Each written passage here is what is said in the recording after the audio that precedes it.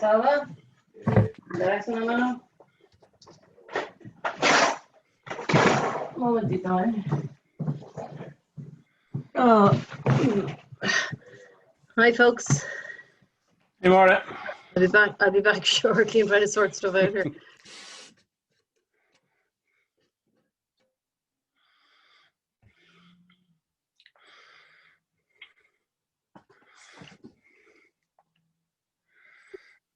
Oh, there we are. I'm unmuted. How are you? Hello, Rosie. How are you? I'm all right, thanks. But I always look very yellow. I don't know why. It's obviously just the lights are going. It's always really yellow. Just be aware, folks, that we are being recorded, and I can't turn off or pause the recording, or there'll be difficulties. Oh, okay. Just so you know, all right? Yeah. Thank you.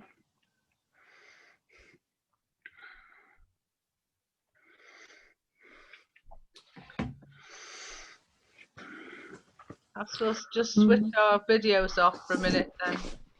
Okay.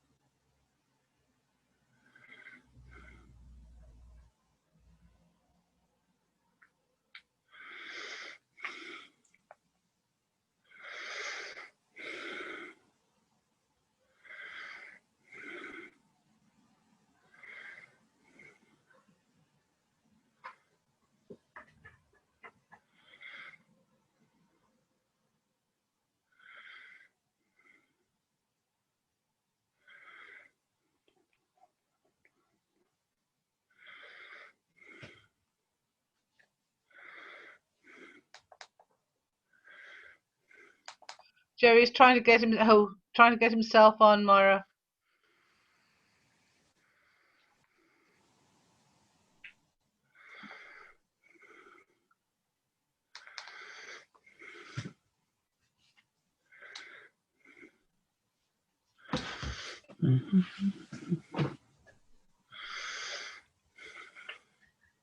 I can hear somebody breathing. I hope it's me.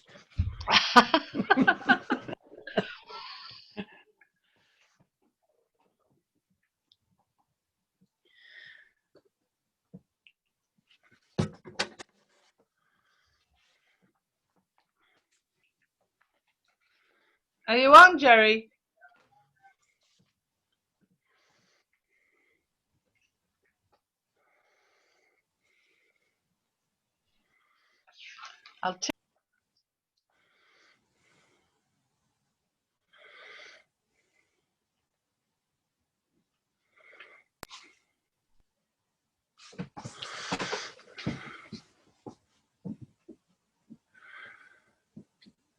Rosie, I'm after clicking on mute on you. I'm after clicking mute on you. You better unmute yourself.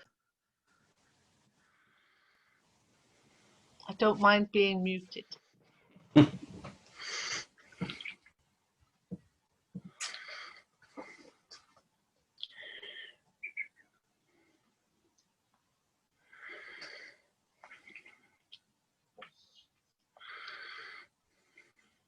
There'll be an awful lot of people who come on who won't be on the list, Moira. So, won't be on. Weren't here last week. So, Yeah, no, that's okay. We'll just take it as it comes. Yeah. You know, that's yeah, all we can do. absolutely.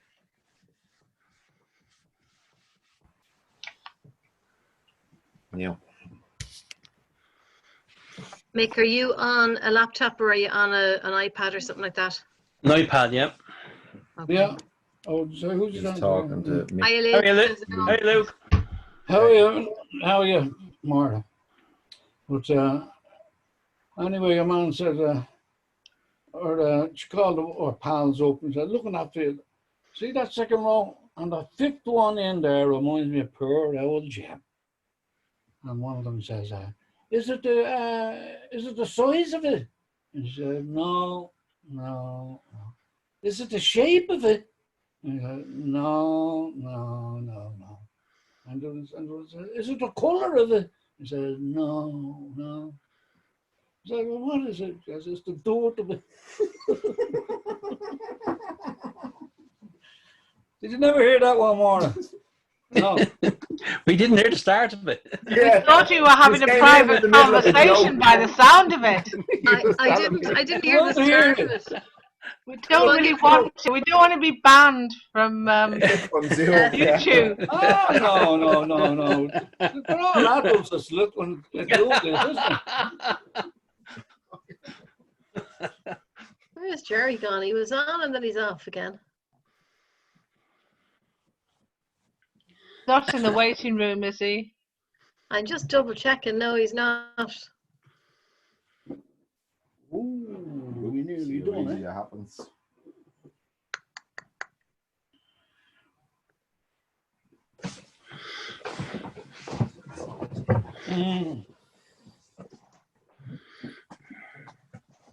Universal drink. Fergus is there, Moira. Shall let Yeah. him in. I've already let him in. Good woman. How are you, Hi, Ferg? Ferg. I'm good. Yeah? How are you, Luke? All right, Fergus, yeah. Come down here. Góilín man. He's out on How are you, Mick? Yeah. All right, Fergus. He's just trying again, Moira. That's no problem. Get a bit of light on the subject. I need to get a bit of light on the subject. Where's the light gone? It's probably in the bedroom with in one of the bedrooms. Maura, Yes. are you controlling the muting on it? You know, if I Yeah, leave but my data to this, would you be able Yes. to mute and unmute them? I would, I suppose. I think Is that possible? well, let's give it a test now because the difficulty is not muting, and the difficulty is sometimes you need permission from both ends to unmute. So I'm going to mute now, and I'm going to get you guys to unmute. And if that, I'm going to try mute and then unmute, and we'll see what happens. All right? So- I just muted you, so there's no point in talking.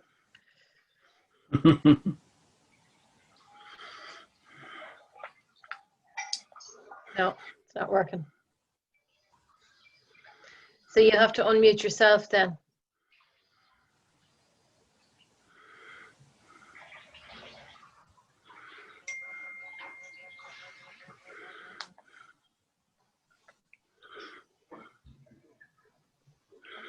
Did you find it there?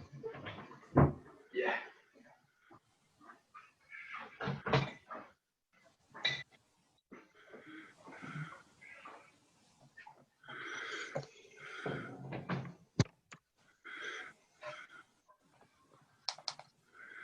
Oh, I've got Joe. It's Jay.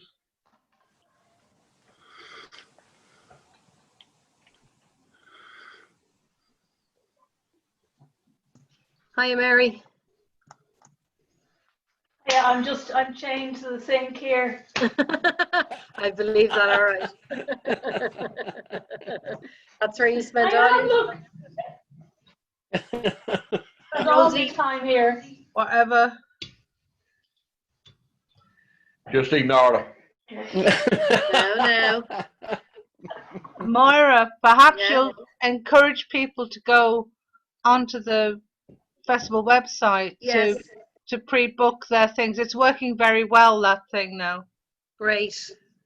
Now, come here. What I'm looking for and what I can't find is a link. So I'm just going to text James in a position to send us the tip jar thing. Yeah. There should be a link to that in the comments. I don't know if that's going to be possible tonight, but anyway, I suppose we can put www.góilín.com. Yeah, I think that's the thing. Yeah, that's the simple thing to do. Might be better as well. People are you happy for them to use a link while we're on? Oh, good point, actually, yes. I think just tell them to go to the website. After the meeting. Yeah. Yeah. It's fair enough it's all anonymous really. Kevin. It's not a bit anonymous. No, but you know what I mean. The name of everybody who's donated so far. We're not taking any notice of it. No, of course not. Fergus, are you on a laptop today? I am, yeah.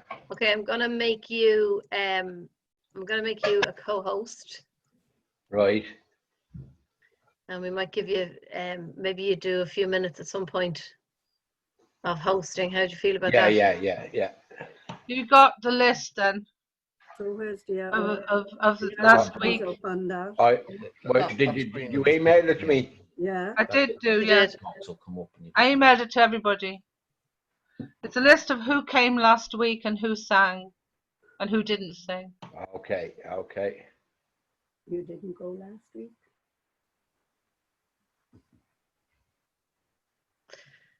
And I gotta tell you, I don't have that at the minute. Okay, I'm gonna start letting people in because it's 9 o'clock. I'm gonna mute everybody first because I'm about to put you up on YouTube. So Okay. Jerry, could you Yes. actually start letting people in there, I please? can indeed, yeah, no problem. Brilliant, thanks so much.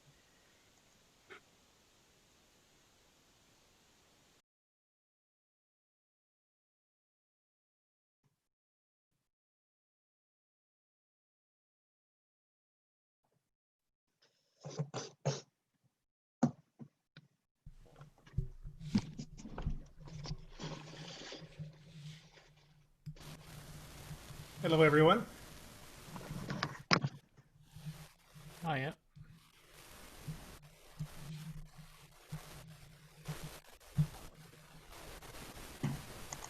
That doesn't make sense.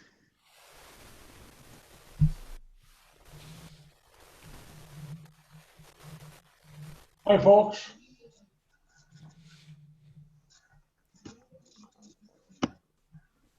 Hi there. Hi, Rosie. Hi, Myra. Don't see Jerry yet, but I'm sure he's there. Hello, Ian. Hi there. Hi, everyone. Pick me up on the page. Corinne. Hi, Yeah. Corinne. How's the weather in Scotland, Ian? It's been sunny later on. Really nice. Bit breezy. Yeah, the sky cleared here just after it got too dark to actually see it properly. But they say Okay. it'll be good tomorrow. Well, we're both on the East Coast. Exactly. Hi, Luke. How's you? Sitting very, very polite. Smiling, though. That's nice. Hello, Ian. Hello, everyone. Hi. Hello, Alice.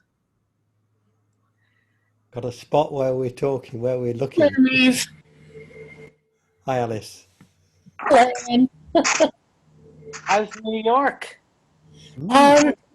Well, until this morning. And Fergus is with us this week. Hi, Hello. Fergus. Hi, Fergus. This will be my last time here for a while because I got a job and I start next week. Oh, congratulations. Thank you. Was that Alice? Yes. So what sort of job? I'm going to be working for the chief obstetrician at New York University Hospital. Goodness. So, wow. Well, we'll miss you. Oh, thanks. Well, who knows? I may get to work some days from home. So if that happens, then I can come. But otherwise, I'll be working and then traveling home. I don't think you want me to call in on the bus. No, I think that would be a bit awkward. Just slightly. Please be aware this is recorded. Oh, Yeah. Oh, Yeah. sorry. We know. oh yeah. Into a sea shanty at any point, Alice. Oh, I won't. That's true. Can I just thank Rosie and Jerry and Maura for starting up again? It's so much work, and we appreciate it so much. It's so hard to tell you how much we appreciate what we do. I'm so glad that Góilín is back. Absolutely, and especially for those of us that can't get there on a regular basis, to have this connection with all these amazing singers just has made, I can't tell you how much it's meant during, this time. Oh yeah. Also, I don't know. Maura, Oh. I can't admit people because I'm not a co-host. Hi, Mick. How's No, I you? am. Thank Good you. to see you. We saw your brother last week, but we didn't see you.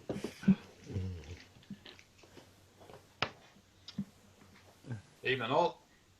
Hiya, Brendan. Recognise the voice.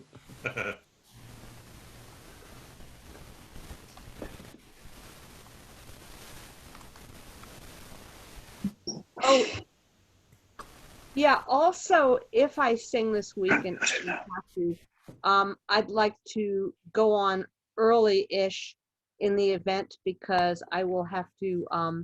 I'm joining a retreat in, right at 7 or 3 hours from now. But I guess at some point I would turn the volume up and go get some dinner for myself in the kitchen. So anyway, so if I'm called on, it would be nice if I could go on earlier. But then again, as I said, I don't have to. I mean, it's okay if that's difficult. Who's saying that? It's Mark. Where is she? Where are the yellow? Hello, Paddy. And Antoinette. Hello. Hello. Hi, Karen. Hello. Mark is here. Oh, Marianne. Oh, yes. Oh, hello. Marianne, I didn't see you there first.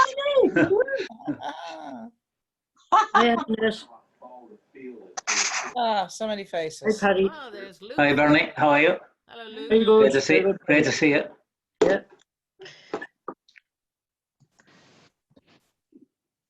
Hello, Fergus. You're back. Sorry, folks, I'm muting everybody now for one very good reason. You're now all live on YouTube, so just be careful what you say. Don't insult your boss in the next 3 hours. I'm going to put you back on for a chat for 2 more minutes, and then I'm going to get started. So this is your kind of 3-minute warning. Okay, thanks.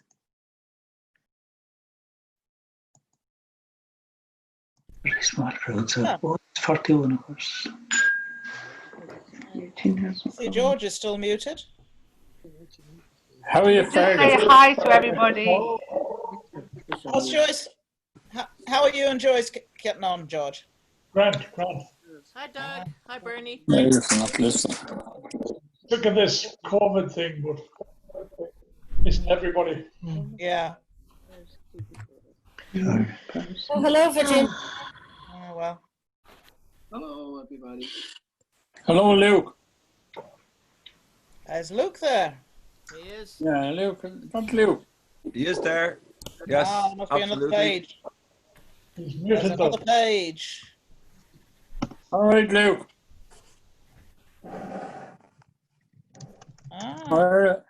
Myra, am I being heard here? You are. Yes, you are. Hello, Fergus. Laddie, he's just ignoring you.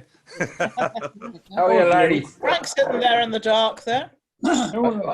Hiding your, Hello, hiding your, hello, Paddy hiding and your Antoinette. bushel under a light, or hiding your light under a bushel.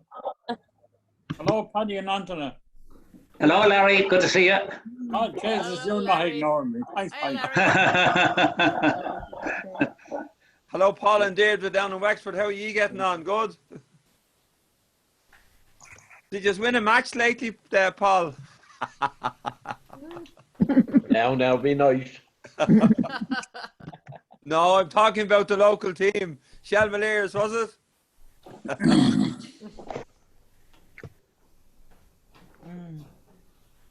Oh, man. Oh,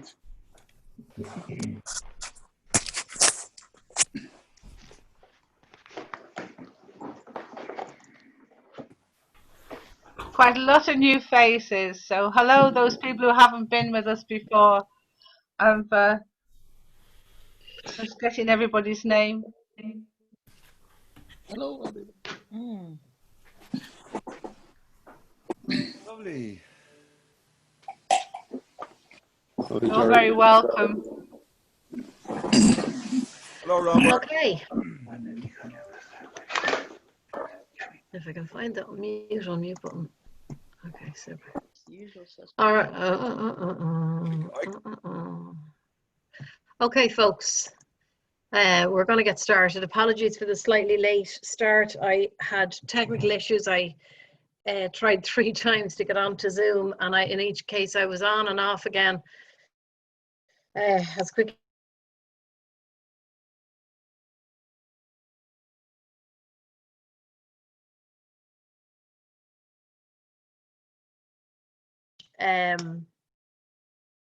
response to them. So we'll see what happens in a minute. Now, Brendan Kennedy, can you hear me? I certainly can, yeah. Okay. Now I did send you a text. Are you available for the first song? Oh, I'll do that all right, yeah. Super. All right, let's go. Okay. Can just before you start, sorry, I should probably say thank you to all the nice people who took the not very subtle hint and donated their £3 to the night. If you're looking to donate, you can go on to www.góilín.com and some kind person, one of my co-hosts, will maybe put it up on the chat every so often, and you can donate £3, which is what we normally charge for a night's singing in the Góilín.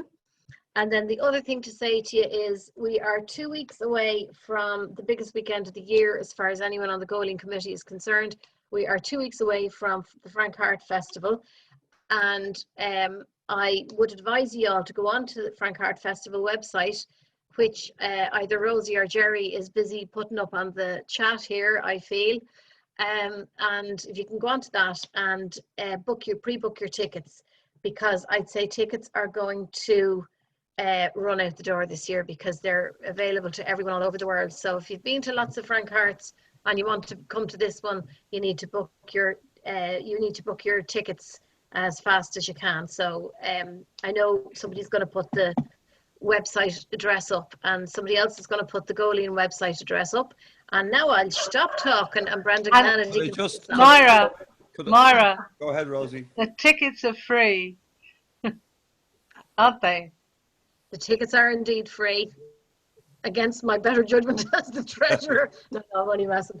Okay. Yeah, the tickets are free, and but the thing is, you have to get up onto the website and you have to book them because we are limited in the amount of places we can offer.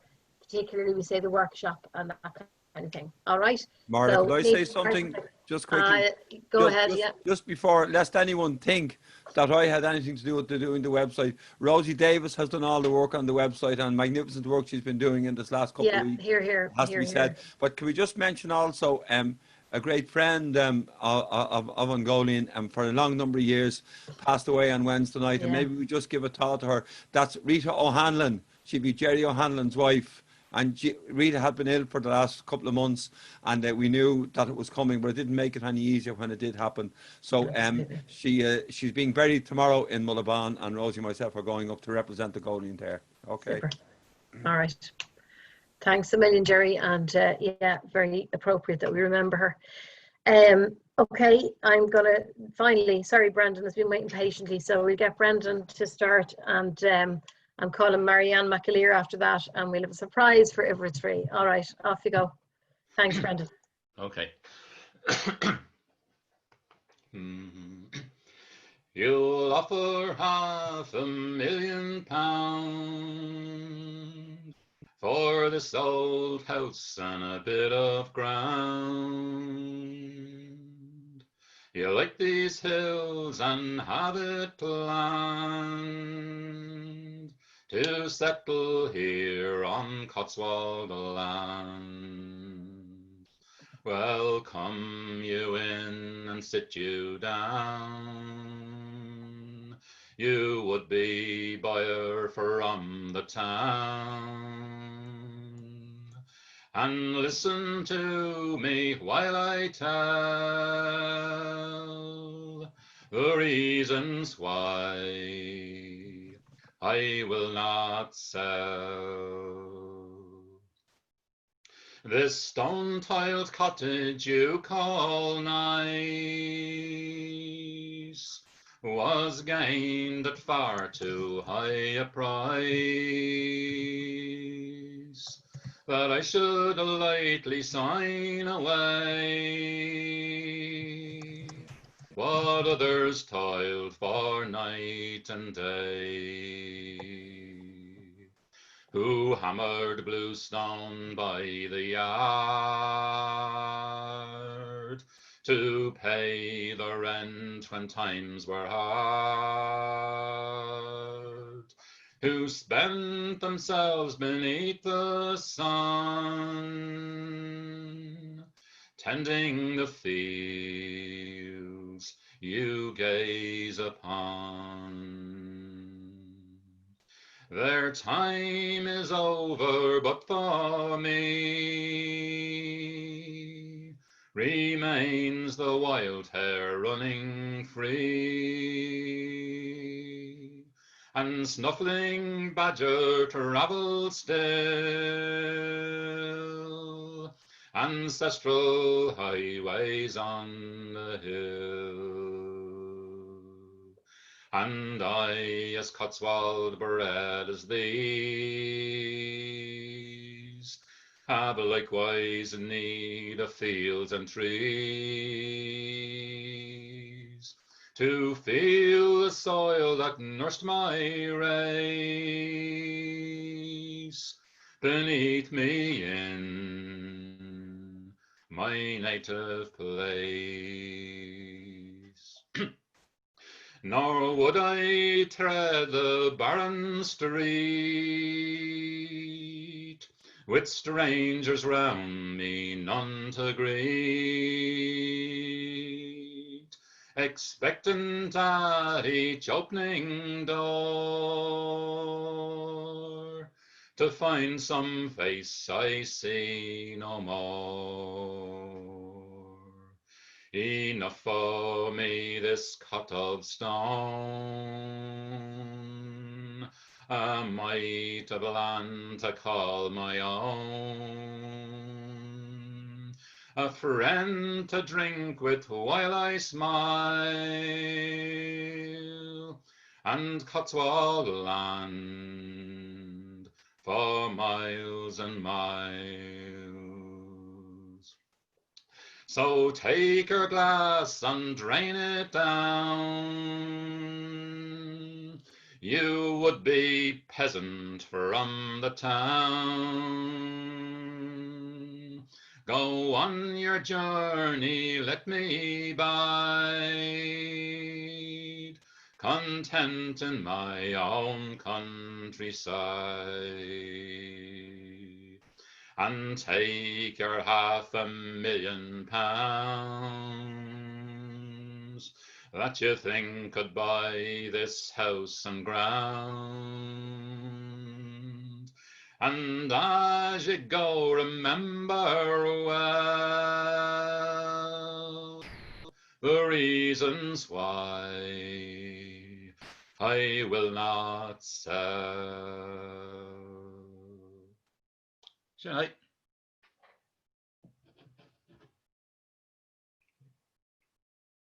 Super, Brendan. Thanks a million. Thanks. Marianne. Hello. Marianne. Am you I need to on? unmute yourself, Marianne. I think I should be there. Yeah, that's perfect. Yeah. Okay. Yeah. Hi, lovely to see you all. I'll just sing then.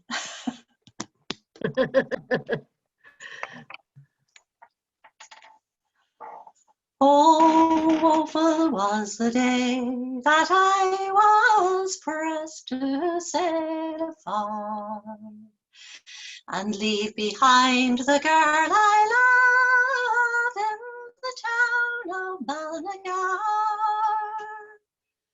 Those shady groves were my delight till I was forced to sail.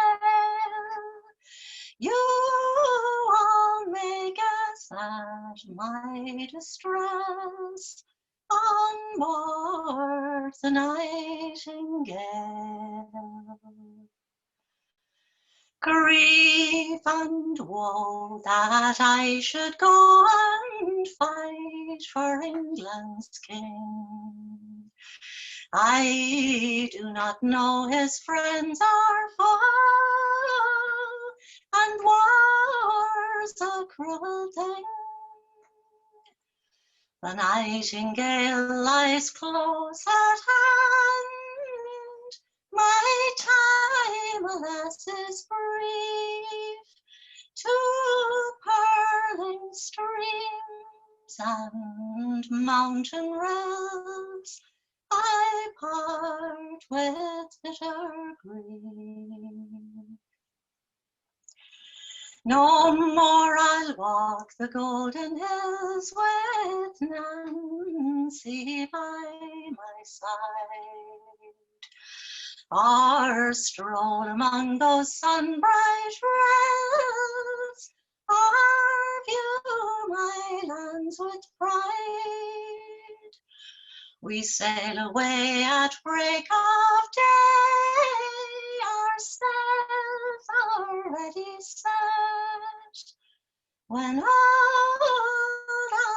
Ireland's shore I can see no more, I will sigh with deep regret.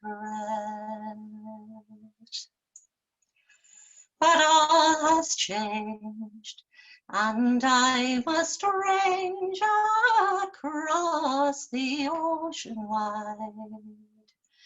Our ship, she may in Biscay Bay be sunk beneath the tide.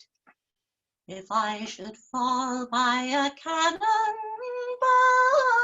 or sink beneath the sea, good people all a tear let fall and mourn for mine and me.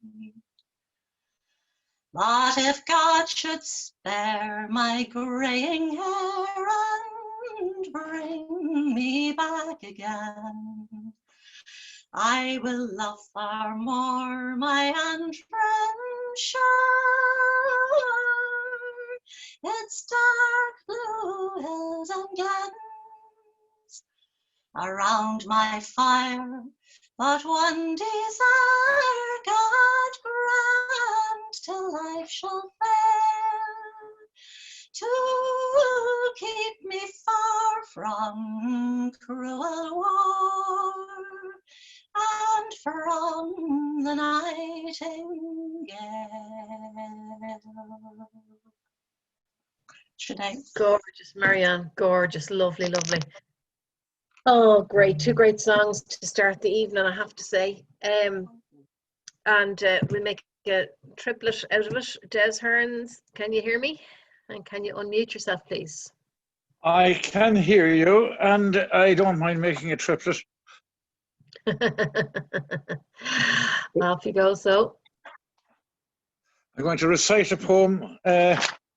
Scríta ag an fille agus scríb nóir ó múscrí Seán Amhuinacháin, beidir goil sé cloiste go bheanna ach I'm going to sing a song, The Man with the Chainsaw.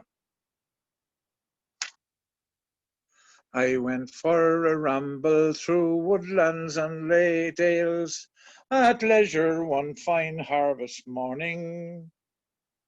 The trees in great splendor their beauty displayed, being decked in fine colors most charming.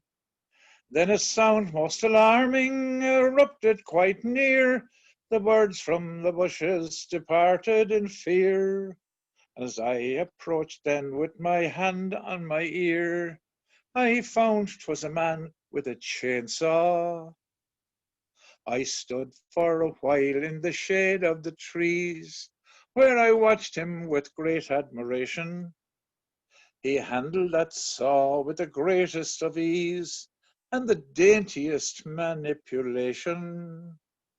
He marked out the trees that were doomed to be cut. He first cut them down and he then cut them up. If there was a prize, he'd have won the gold cup for professional use of a chainsaw. He stopped for a while to refuel his machine in the midst of that dense vegetation. 'Twas then I approached him, surveying the scene, and engaged him in kind conversation. Together we sat on a fallen tree trunk. He took out his lunch and devoured a big chunk. This man was what the ladies describe as a hunk, and he prided himself on his chainsaw. Now I have a daughter who's idle at home, and my mind made a quick calculation. This brawny young fellow, all muscle and bone, would just suit her in my estimation. He said he was single and never engaged. I wrote down his name, his address, and his age, his email address, and likewise his web page, and the model and make of his chainsaw. Now with this information, I went back to base and approached this young dame with elation. But the furious expression that clouded her face gave warning of sheer indignation. Then facing me boldly, she tried to look wise, saying, a woodcutter lowly I'd surely despise, for the man that I'll marry will be a big noise. Oh, says I, there's a great noise from a chainsaw. Next evening she brought home a hairy baboon who played with a group called the Querhawks. Herself and this monkey returned to her room with the biggest guitar that I e'er saw. He started to play and to sing and to roar. We soon had complaints from the neighbours next door. My head it was splitting, my ears they were sore. Sure, I'd rather the sound of a chainsaw. We know love is pleasing, we know love is blind, and we know that it drives some people crazy. It drove my poor daughter right out of her mind, and she married this crater so hairy. But soon he absconded quite clean out of her life, went back to some partner or husband or wife. She could have been free from all trouble and strife if she'd married the man with the chainsaw. Sinead. Oh, excellent. Thank you so much, Jess. Okay, I'm going to ask, I'm so sorry if you're troubled, Virginia. Would you follow that, Virginia Blankenhorn? If you could unmute yourself, please.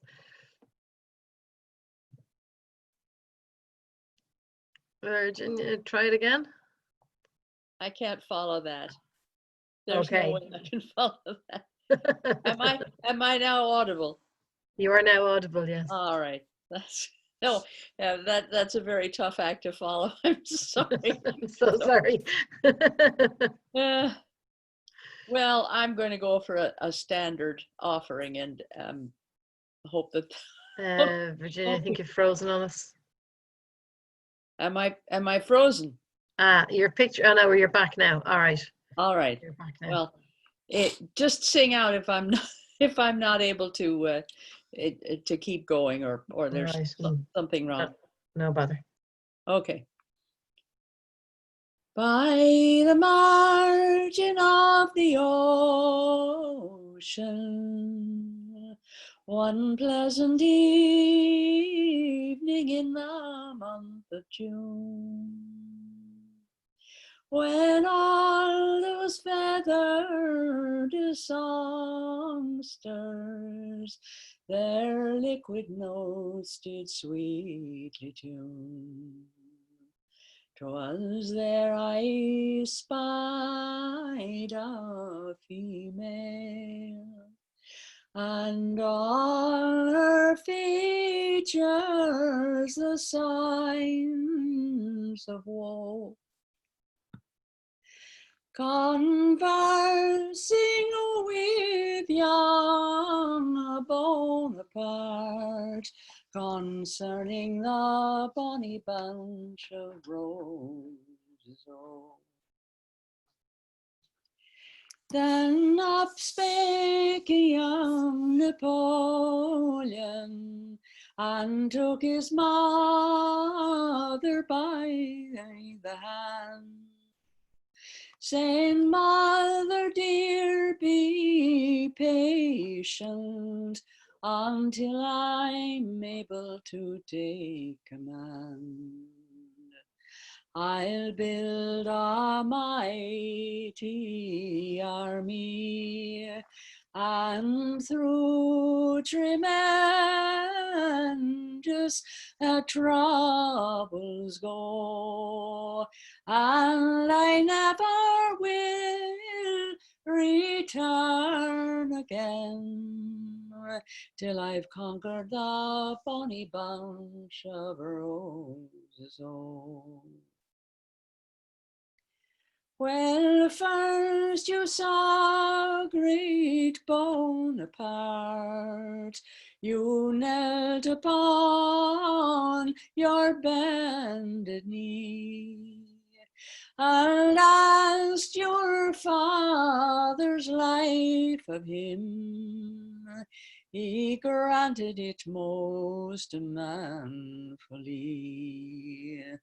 'Twas then he took his army and o'er the frozen Alps did go, saying, I never will return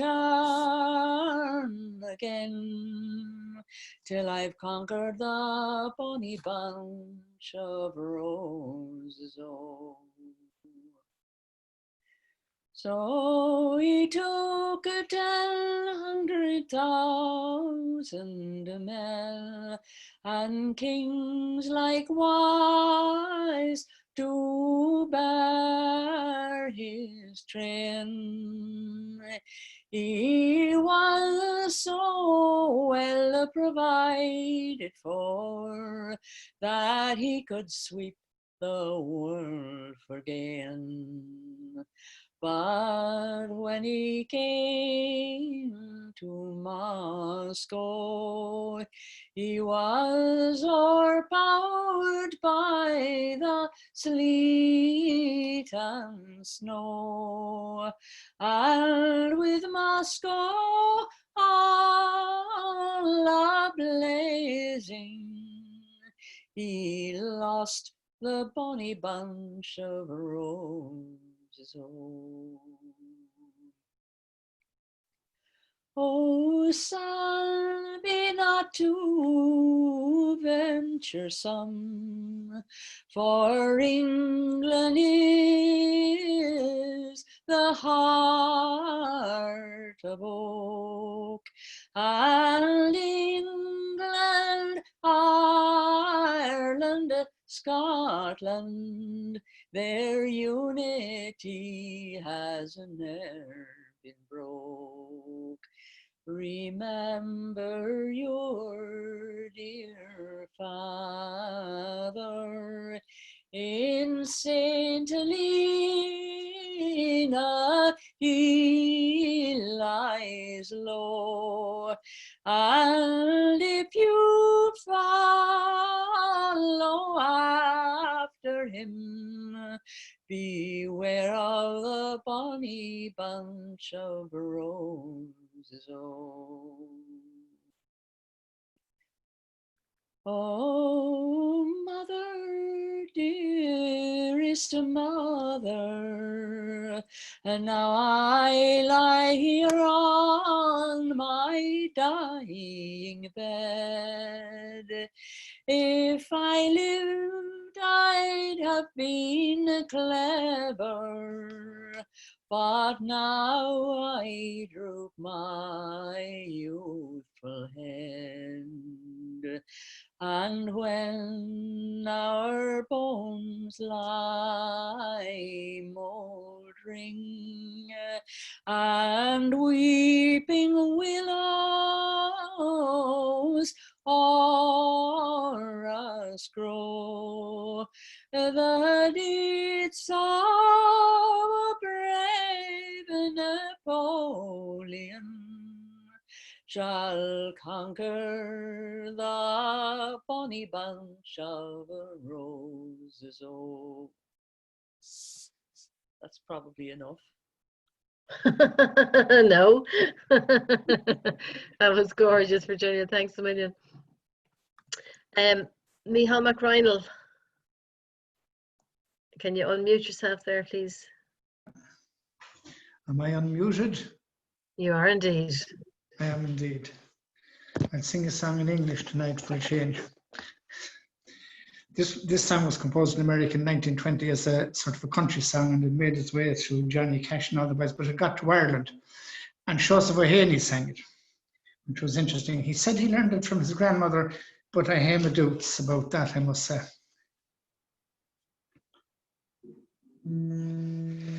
I wish I had someone to love me, someone to call me their own, someone to live with me always.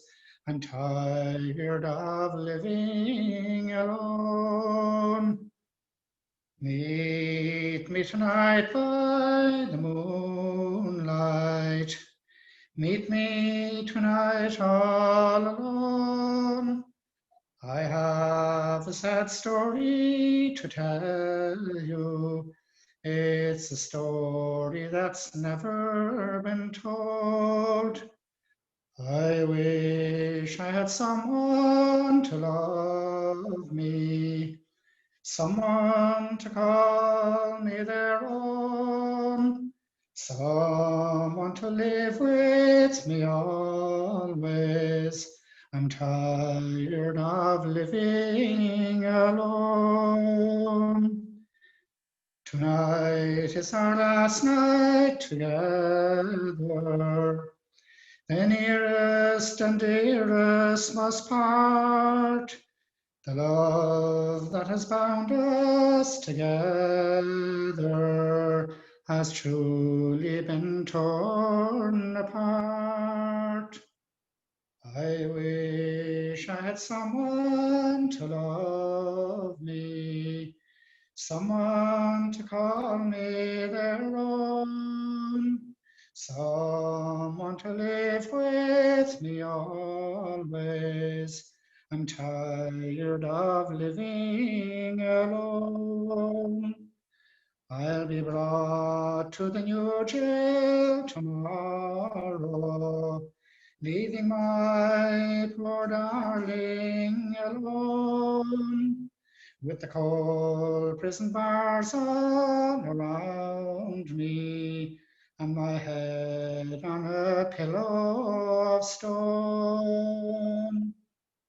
I wish I had someone to love me, someone to call me their own, someone to live with me always.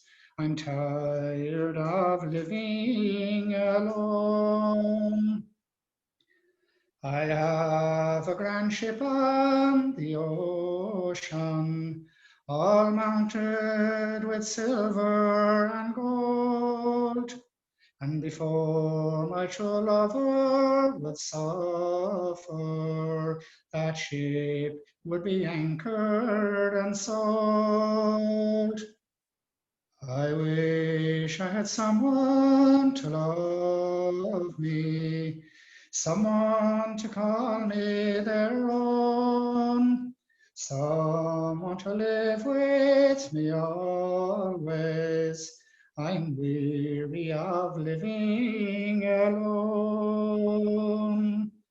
And if I had the wings of a swallow, over these prison bars I would fly, into the arms of my true love. It's there I'd be willing to die.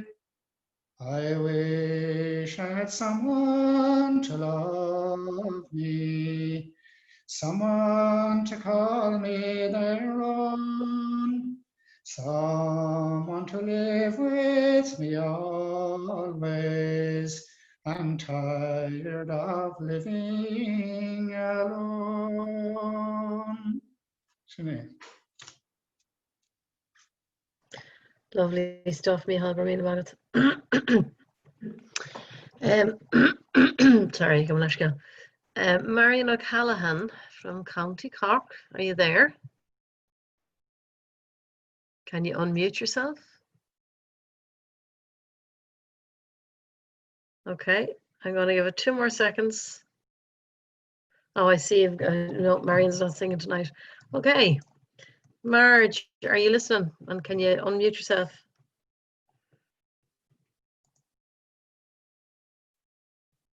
Margaret Steiner? I'm trying. There you are. I just heard you. It's perfect. It's being goofy. It kept saying the host is not allowing people to unmute. So Zoom it's the little gremlins are always at it. Yeah, yeah. Okay, yeah, absolutely. I am going to sing Molly Bawn that I got from the singing of oh, my mind's gone. Burn. Oh gosh. You know who I mean. I'm having a temporary brain fart. Hacky Manusburn. Hacky Manusburn. Yes, indeed. It was on the tip of me tongue, but my brain didn't want to. Okay, here it goes. Come all you young fellows that handle a gun, beware of night rambling by setting of sun, and beware of an accident that happened of late to young Molly Bawn, and sad was her fate. She was going to her uncle's when a shower came on. She went under a green bush, the shower to shun. With her white apron round her, he took her for a swan, but a hush and a sigh it was, his own Molly Bawn. He ran home to his father with his gun in his hand, saying, "Father, dear father, I have shot Molly Bawn. I have shot that fair damsel. I have taken the life of the one I I intended for to make her my wife. I was going to my uncle's when a shower came on. She went under a green bush, the shower to shun. With her white apron round her, I took her for a swan. Oh, Father, will I be forgiven for the loss of that swan? Oh, Johnny, my Johnny, do not run away.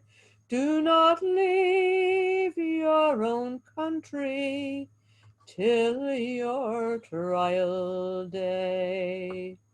Do not leave your own country till your trial comes on, for you'll never be convicted for the loss of a swan.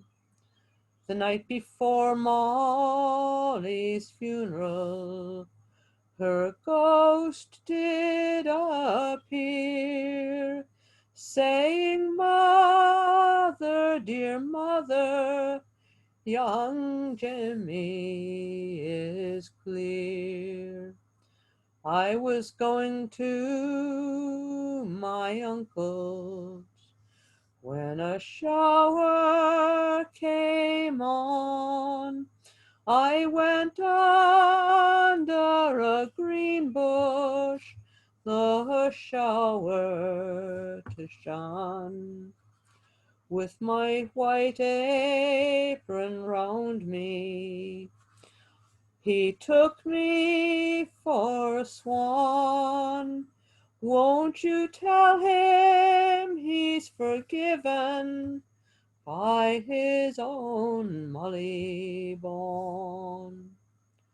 All the girls of this country are all very glad that the pride of Glenalla, Molly Bawn, is now dead.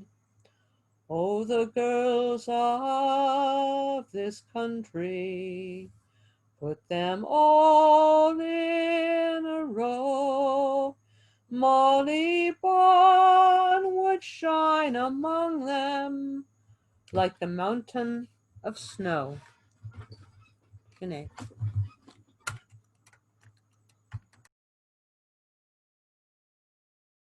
Super, Marge. Thanks a million. Okay. I'm just wondering, my internet connection is really bad here, so I'm not getting any response from anybody. Luke Cheevers, can you hear me and can you unmute yourself? Luke, can you unmute yourself?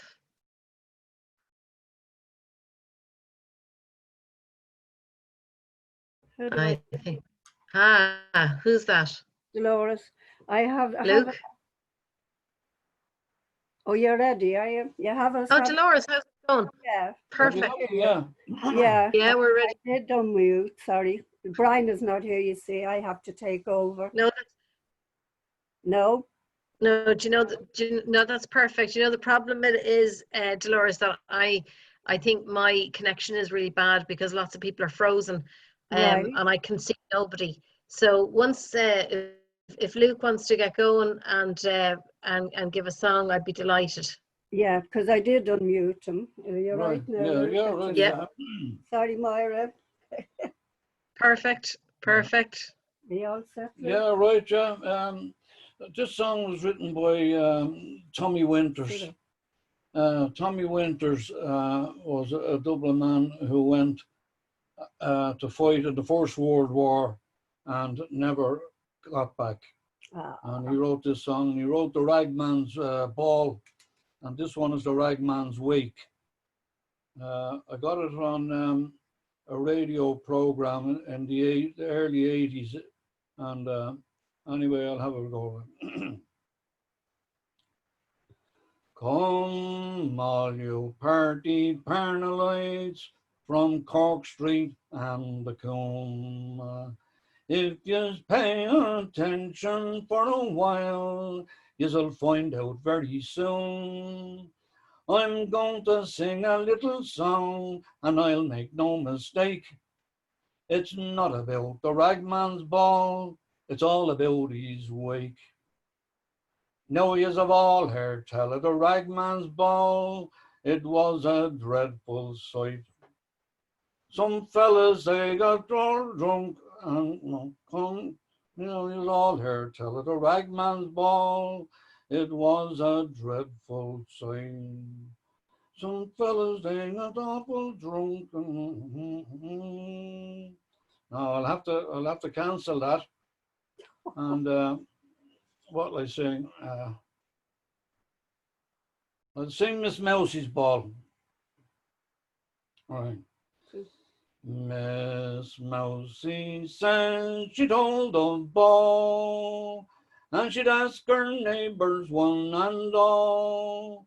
They'd hold it in a splendid hole, most kindly lent by Mr. Mole.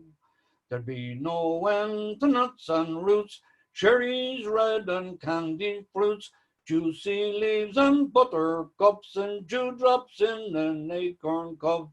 Diddly-um-a-da, diddly-dum-da, diddly-um-a-dum-a-diddle-um-a-dee-dum-da, rum-a-dum-a-diddle-um-a-dee-dum-da, diddly-um-a-dum-a-diddle-um-a-dee-dum-da. So invitations were sent out to all the animals out and about. If well behaved both one and all, they'd be welcome to Miss Mousie's ball. Veronica Squirrel said she'd be there, so she commenced to brush her hair. She brushed it east and she brushed it west, saying at Mousie's ball I'll do me best. Said Mr. Heron to his wife, I never yet in all me life received a letter small and pink like this. What is it, do you think? Said Mrs. Hare, it comes to call us both unto Miss Mousie's ball. Varnish up your hair and your coat so fine, and I'll put on me evening gown.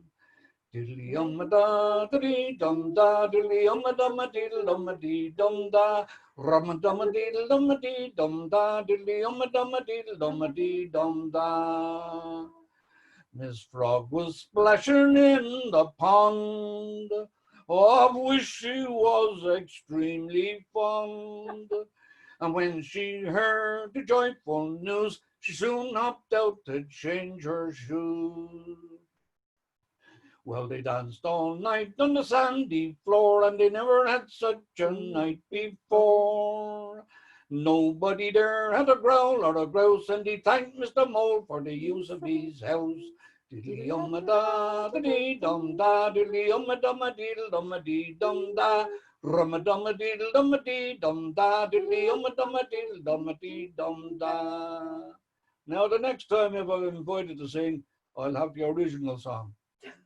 Do you know what it is, Luke? I'm actually delighted you sang this ball, because I love your rendition of that one.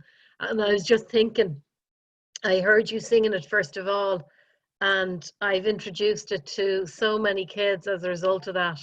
So I'm actually delighted to hear you singing it. Oh, that's great. It'd be lovely to hear the child singing it. You know, I'd love to hear that. Yeah. Well, you've just heard the child singing it. All right, Luke, listen, I'll talk to you later. Take care of yourself. Slán, Dolores, slán. Hey, Myra. Bye-bye. Okay, I'm going to ask Deirdre and Paul. Well, Deirdre and Paul, would you unmute yourself there? Super. Okay, can you hear me? Yeah. Yeah, perfect. follow that, as they say. That was lovely. Yeah, Lovely. yeah. It'd be lovely for kids, all right. Okay, I'll bring the mood down a bit, I think. Sad one. Okay. It was early on a bright harvest morning. I strayed by the banks of Sulan to gaze on such beauties of nature as graced every woodland and lawn. Oh, the prospect was surely enchanting, as gay lassies in juvenile plume promenaded by the banks of that river that flows near the town of Macroom. I, being airy and fond of recreation, to the river I ventured to rove, till weary of rambling and roving, I sat myself down by a grove. I sat there some time meditating, till the sun her bright rays had withdrawn, and a damsel of queenly appearance came down by banks of Sulan. I arose with great joy and amazement, and accosted this damsel so fair. For to me she appeared like Venus, adorned with jewels most rare. Were I ruler of France or of Prussia, 'tis with me you'd soon wear the crown, and I'd join you in wedlock, my darling. You're the beauty of sweet Massey Town. We walked and we talked on together, inhaling the bright, pleasant air, until in a voice most alarmed, she said, "See, my father goes there." His presence to me was appalling, with his cross angry looks and his frown, which pierced through my heart like an arrow, on my way back to sweet Massey Town. And now I'm retired from my roving, with a heart full of sorrow and grief. There is no one on earth can console me, or give me a moment's relief. I will rove through the African desert, until death summons me to my tomb,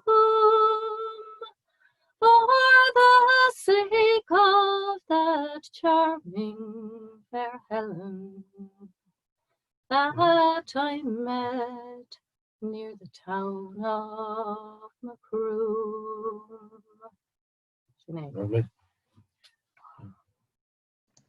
Lovely stuff. Sorry, I keep getting blocked, or everything keeps freezing on me. So apologies if I'm not so quick on the responses there. That was gorgeous, Deirdre. Thanks a million. Mr. O'Reilly, will you unmute yourself there, please? You don't have to call me mister. Great stuff. Give us an L song there, Jerry, will you? I am a gallant highwayman called Valentine O'Hara. I come of poor but honest folk, nigh to the hill of Tara. For the getting of a maid with child, to England I sailed over. I left my parents and became a wild and daring rover. First to London I did go, where I became a soldier, resolved to fight Britannia's foes, not Hector great was bolder. They sent me to a foreign land, where cannons loud did rattle.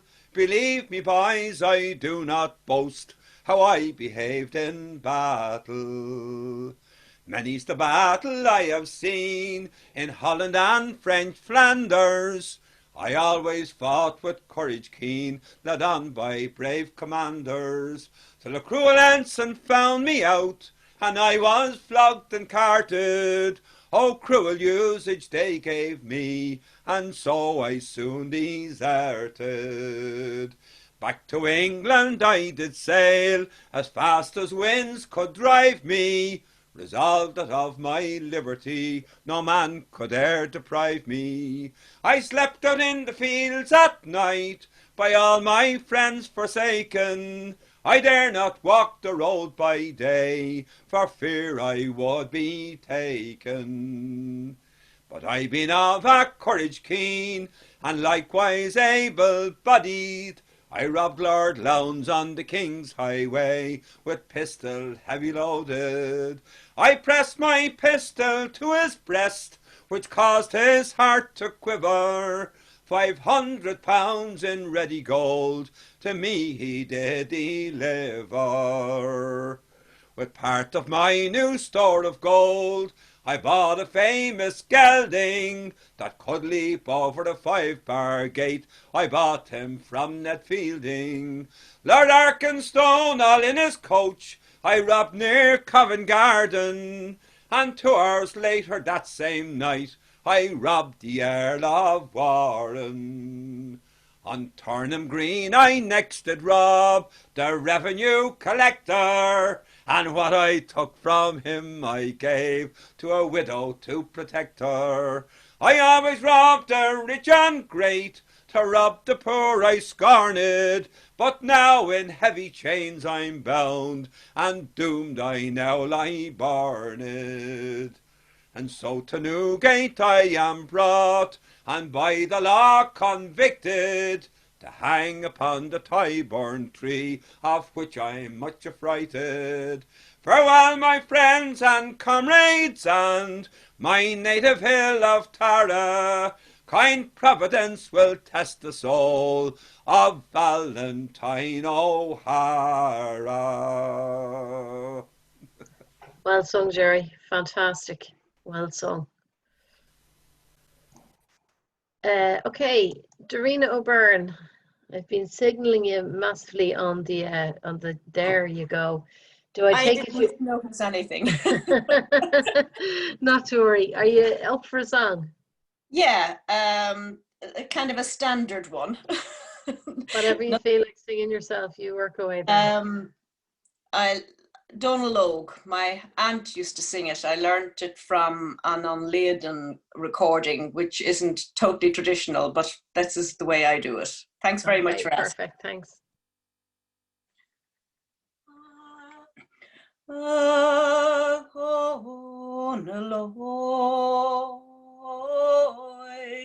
Ma har farige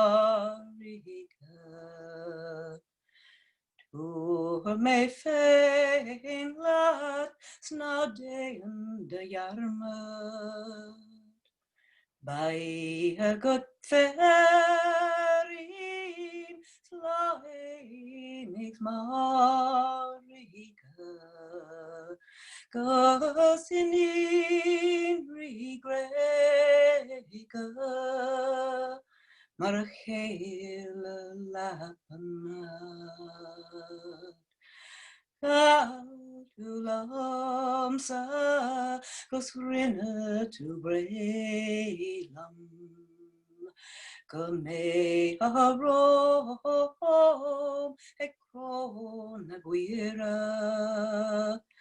Lig me farar is coke beku. Ach ne vo me fragra. Ach na chuin eg meilu. Og me grogit smei bia vidach. Chur me bar smei mor miltach. Nir ve sin an rach an puan an quira. Grabundanyan nak féidir squeala. Siúd é an dánach a thug me grachit. An dánach dírach rib dánach cosca. Stúpar de glúin a leif na páise. Siad a bhí mar gahuiil a siar chuid gragid. Wind to hair agus wind to hear him. Wind to Angalach, gal is on Gringium. Wind to Uncreen a vi, ilarmach leifagim. Agus is ri war Matthias, got a wind to diagim.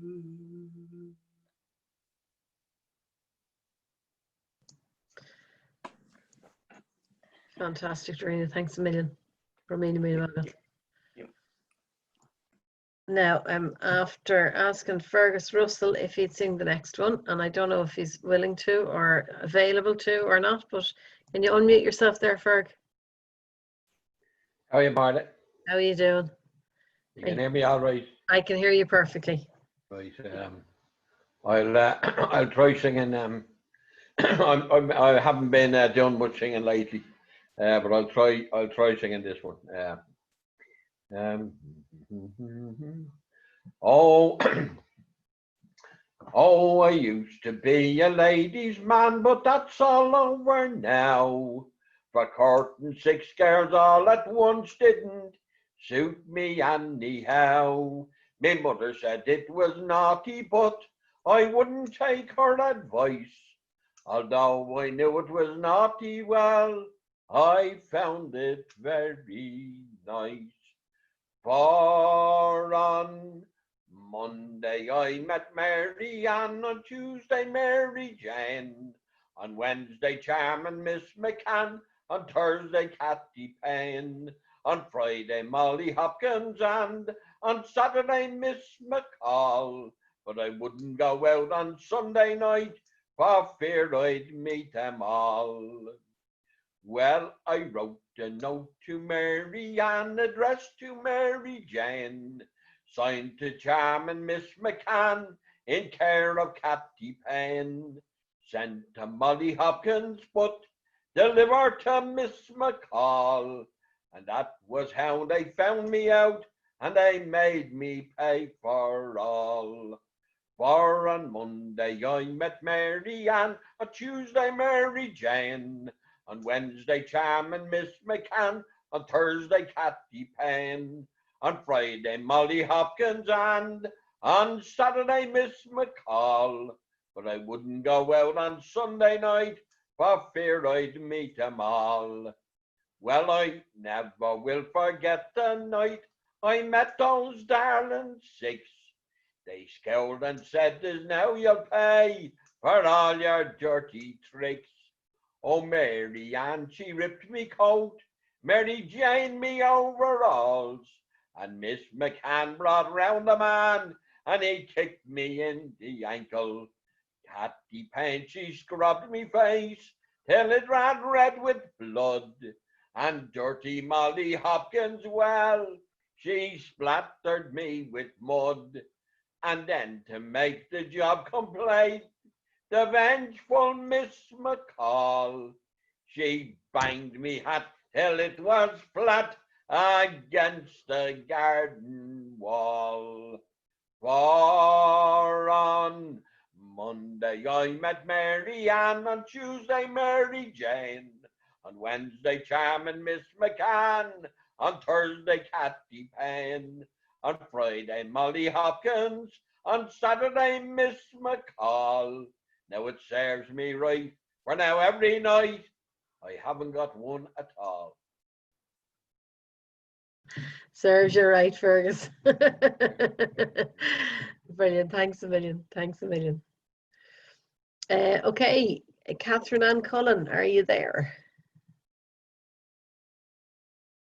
You need to unmute yourself on. Aha! You hear me now? I can. Will you give us a flash to something? I will. I'll give you a little children's song that my granny used to sing. And I could never find where it came from. My granny and Drogheda had it. And I just very recently found it in an American songbook from the 1850s. And I've no idea how it could have got from there to Drogheda. But anyway, here it is. Go for it. In the meadow green I saw a lamb, and it lay beside its ma.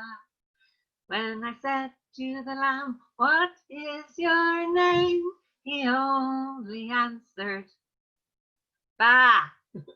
So skip, skip, my lambkin, skip, skip away, for you have nothing to do today but to frolic in the fields while the birdies in the trees sing a sweet little song to you. Would you like to go to school like me and to leave your gentle ma? Learn to read and write and spell as well. He only answered, "Ba."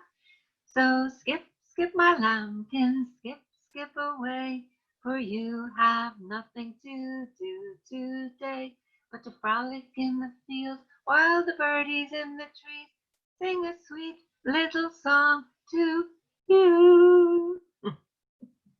That's it, Sinead.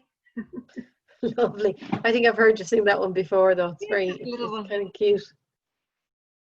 It's kind of cute. Okay, thanks a million, Catherine. So I need to see if the next singer. Now, I've asked Mike Bettison to sing the next one, but I haven't got an answer from him yet. So, Mike, do you want to unmute yourself there to sing us a song? Hey, excellent. Yeah, that's it. Do you want to give us a like, give something a go there? All right. I'm from London. This is obviously an Irish song, but I got it via Australia. I got an old sheep shearer called as you do. Duke Triton, yeah. I'm on my way down to the quay where the good ship now does lie, to command a gang of navvies I was told to engage. Well, I thought I would stop off for a while before I went away, for to take a trip on an immigrant ship to the shores of Botany Bay. Farewell to your bricks and mortar, farewell to your dirty lime, farewell to your hand-laid hang-gang planks, and a hell with your overtime. For the good ship Ragamuffin is lying at the quay, for to take old Pat with his shovel on his back to the shores of Botany Bay. Well, the boss comes up this morning and he says, "Why, Pat, hello, if you don't ship that mortar quick, be sure you'll have to go. Well, of course, this did upset me. I demanded of me pay, and I told him straight I was going to immigrate to the shores of Botany Bay. Farewell to your bricks and mortar, farewell to your dirty lime, farewell to your hand-laid hang-gang planks, and a hell with your overtime. For the good ship Ragamuffin is lying at the quay for to take old Pat with his shovel on his back to the shores of Botany Bay. And when I reach Australia, I'll go and search for gold. There's plenty there for digging up, or so I have been told. Or maybe I'll go back to me trade. 800 bricks I'll lay for an 8-bob pay on an 8-hour day on the shores of Botany Bay. Farewell to your bricks and mortar, farewell to your dirty lime, farewell to your hand-laid hang-gang planks, and a hell with your overtime. For the good ship Ragamuffin is lying at the quay for to take old Pat with his shovel on his back to the shores of Botany Bay. Hop. Thanks, Mike. Now, Jackie, I'm wondering if you're into, you'd give us a letter, give us a song. Try unmuting yourself. There we go. Can you hear me? Yeah, just about. Where are you based, Jackie? Very bad, is it? I don't know if it's my connection or everybody's connection tonight, but I can't even hear myself today. No, you're freezing up there. Yeah. It's a poor signal, Maura. Maybe the next time. I'll get somewhere better next time. All right, sure. I might try again in a while anyway. Okay, all right. sorry. Oh, you're okay.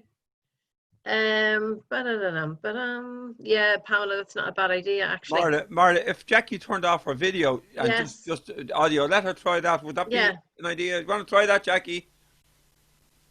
Turn off your... You'll have to unmute yourself first anyway. Okay, and then how do I turn off the video? Is it here? Yeah, bottom left-hand corner where you Stop video. That's the one. How is that? Okay. Is that any better? The signal is actually better coming through now, so if you want to... Right, yeah, it's lovely to see everybody, by the way. I haven't been at the Góilín for years, so this is great to see all these familiar faces. It's brilliant.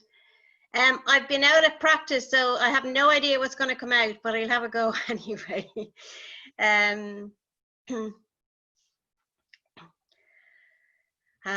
I roved out one morning fair, all in the blooming spring,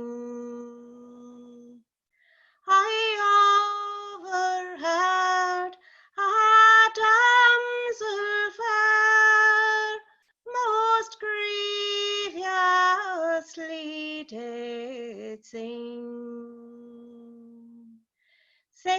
cruel were my parents who me did sorrow annoy.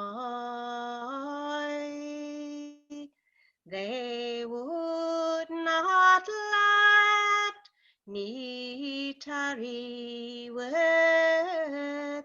my bonny labouring boy.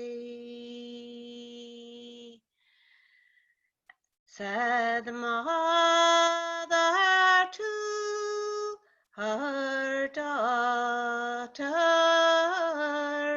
why do you stoop so low? For to marry a poor labouring boy all around the world to go. Oh, perhaps some lord might fancy you great riches to bestow. Oh, do not throw your the way on a bonny labouring boy. Said the daughter to her mother, your words are all in vain. For dukes and lords and knights and earls, their offers I disdain. I'd sooner live a humble life where time I might enjoy, awaiting better prospects with my bonny labouring boy. So we'll fill our glasses to the brim and let the toast go round. Here's a health to every labouring boy who sows and ploughs the ground, who when his daily work is o'er, oh, 'tis home he'll go with joy, and happy is the girl that weds the bonny labouring boy.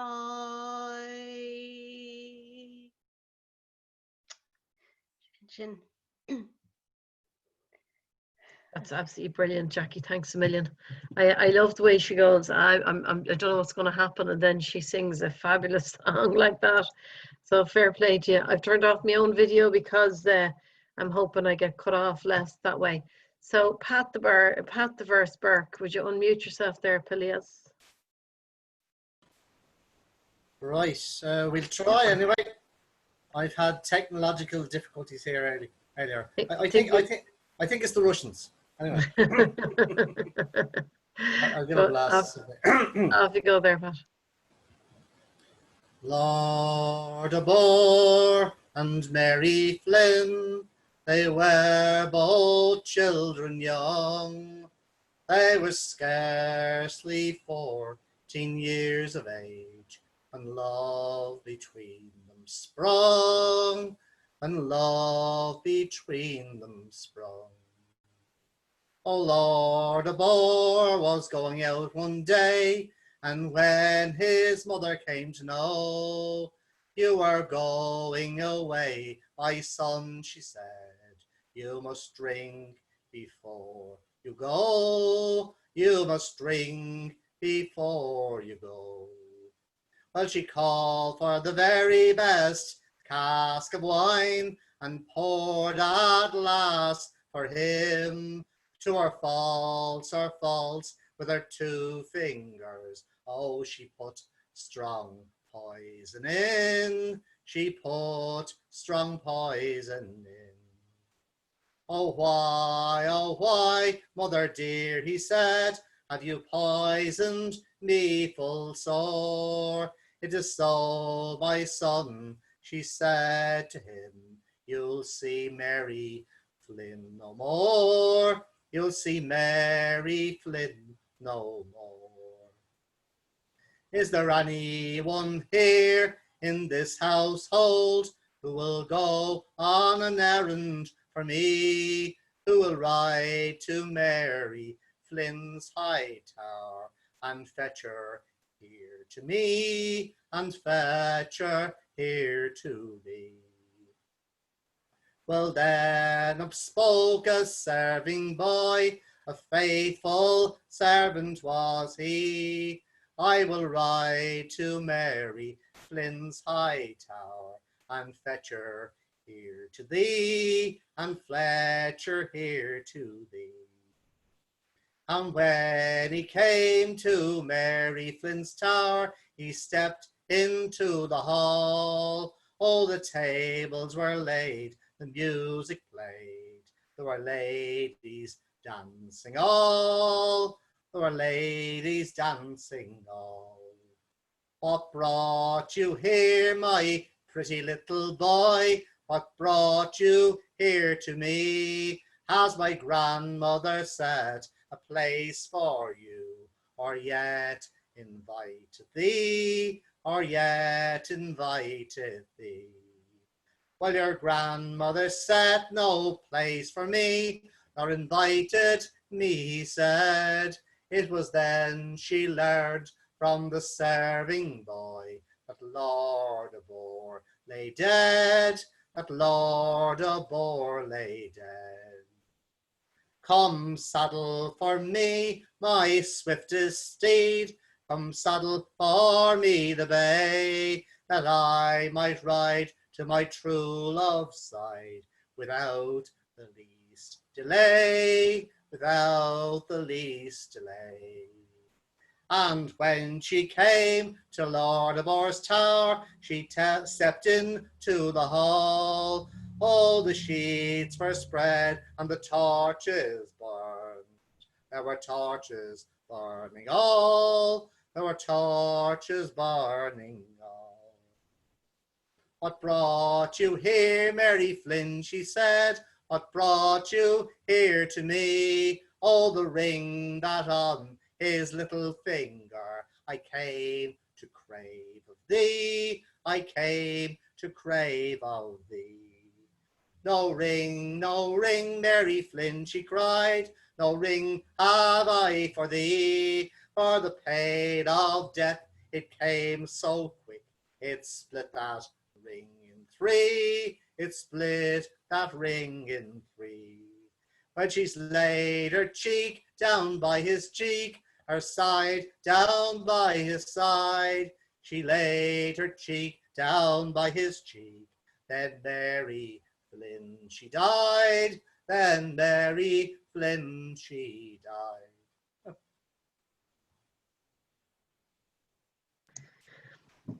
Thanks, Pat. That was lovely.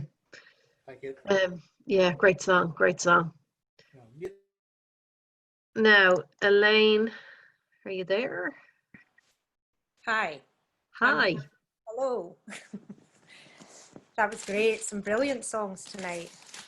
I'm going to sing a James Hogg song, sort of running into an Aberdeenshire song. I'd heard Jean Redpath do it like this, and it's the only way I ever sing it now. So it's Bernie Boozle. Ging you'll marry me, lassie, at the kirk of Bernie Boozle, till the day ye die, lassie, ye shall ne'er repent it. Ye will wear when ye're wed a kirtle and a Highland plaid, sleep upon a heather bed, sae goodie and sae canty. Ye will gang sae braw, lassie, to the kirk of Bernie Boozle, little brogues and all, lassie, bow, but ye'll be canty. Your wee bit talker is but small, but hot and grey will wear us all. Save my siller to make ye braw, ye shall ne'er repent it. Gin you'll marry me, lassie, at the kirk of Bernie Boozle, till the day ye die, lassie, ye shall ne'er repent it. We will have fine bairns and all, lassies fair and laddies braw, like their mother in and on their father has consented. Gin you'll marry me, lassie, at the kirk of Bonnyboozle, till the day you dee, lassie, you shall ne'er repent it. I've just spilt wine down my leg. Hang on a second. You shall ne'er repent it. Oh, what happens next? You shall not repent it. I'll hunt the otter and the brock, the hart, the hare, the heather cock. I'll poo you limpets, feather rock to make your dishes dainty. Gin you'll marry me, lassie, at the kirk of Bonnyboozle, till the day you dee, lassie, you shall ne'er repent it. Oh, can ye ma love Johnny, he lives down in yonder lee, and he's looking and he's juking and he's aye teasing me. I tell him I've nae love for him and that I never had, but there's nane on earth can please me like my ain Johnny lad. It's you, my Johnny laddie, aye, it's you, my Johnny lad. Nane can please me that can near me like my ain Johnny lad. When the sheep are in the fold and the kye are in the byre, and all the lads and lassies sitting round a roaring fire, it's me, a glaikit lassie, just as like as I was mad. Around the stooks and barley nooks, a jinking you, my Johnny lad, jinking you, my Johnny laddie, jinking you, my Johnny lad. Around the stooks and barley nooks, a jinking you, my Johnny lad. Oh, my love is blithe and bonny, he's the pride o' yon lee, and I love him best only though he's aye teasing me. He's teasing me and squeezing me and tickling me like mad, but nane come near me that can cheer me like my ain Johnny lad. It's you, my Johnny laddie, aye, it's you, my Johnny lad. Nane come near me that can cheer me like my ain Johnny lad. It's you, my Johnny laddie, aye, it's you, my Johnny lad. Nane come near me that can cheer me like my ain Johnny lad.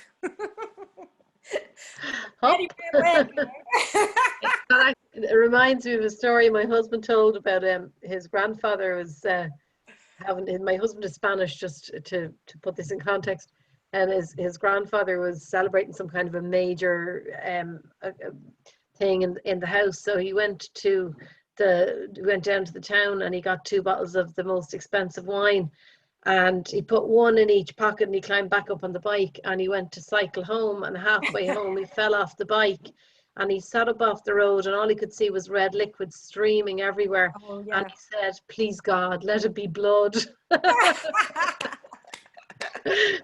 So Well, I was tapping my foot away on my table here in front of me, and I just poofed. You're better off having the wine in a sippy cup, Elaine, honestly. I think I will in future. I think that'll be the plan in future. Anyway. Brilliant. Thanks. That was lovely. Thanks a million. Now, Tom Finn, would you like to unmute yourself there?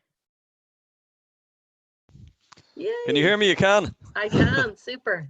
You give us the song there. I don't know if I can follow Elaine's performance now. I've only got a glass of water. Right, listen, I'm going to sing a song called The Singing Bird, which you probably know. And it was written by a lady called Edith Miller, who was originally Edith Milligan. She was one of the 3 Milligan sisters who went around, they were from Omagh up there in County Tyrone, and they went around collecting tunes and songs in the early 1900s. And they collected the air for this one from a fiddler up there in County Down. And he called the air The Banks of Claudy. And Edith, one of the sisters, wrote the words, and they published it in a book of 4 songs called 4 Irish Songs back in 1910.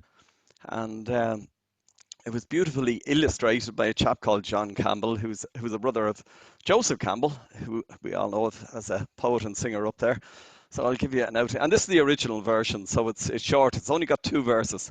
Somebody added a 3rd verse somewhere along the line that doesn't really fit in, so I'm going to sing the original version.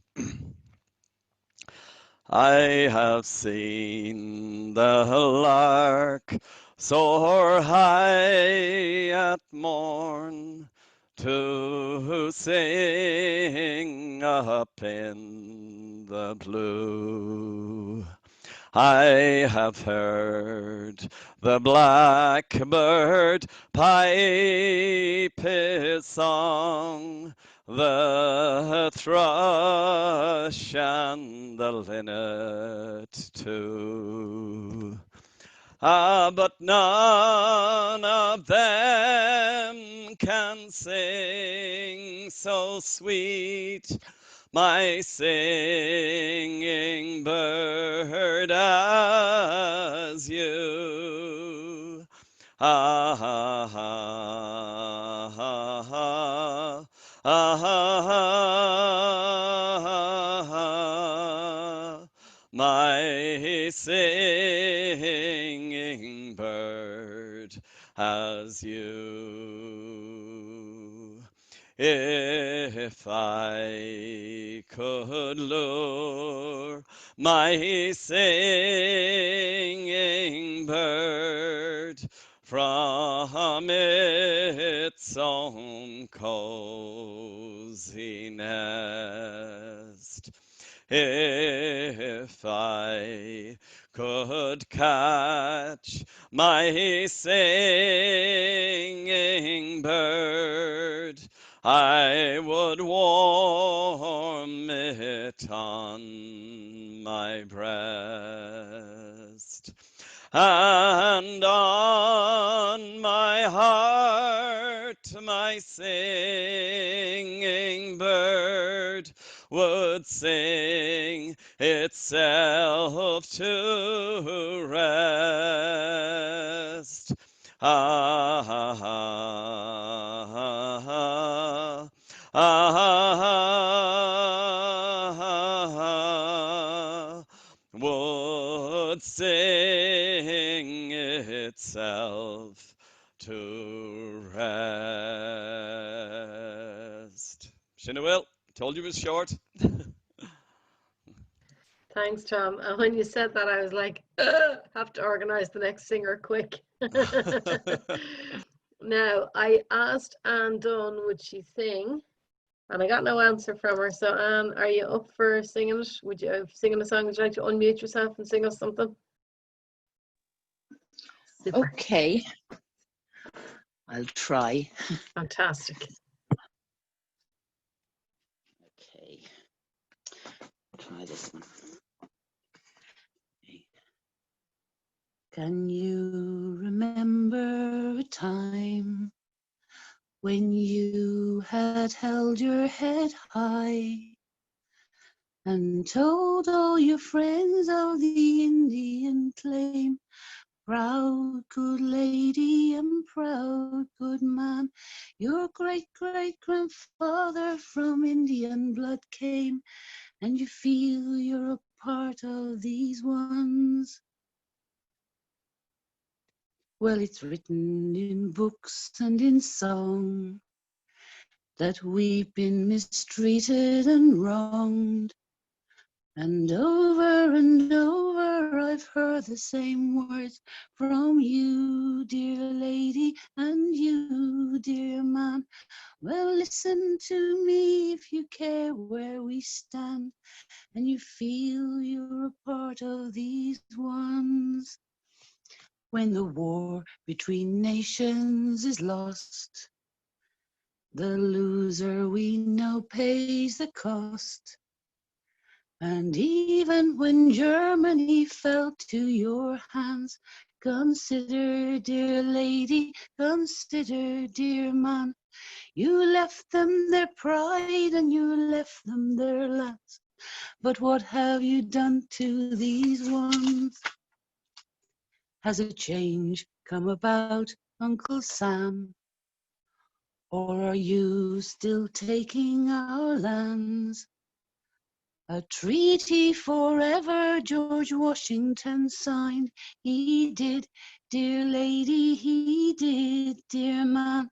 But the treaty's been broken by into our den, and what have you done to these ones? Well, it's all in the past, you can say, but it's still going on here today. The government now wants the Iroquois lands, that of the Seneca and the Cheyenne. It's here and it's now, you must help us, dear man, now that the buffalo's gone.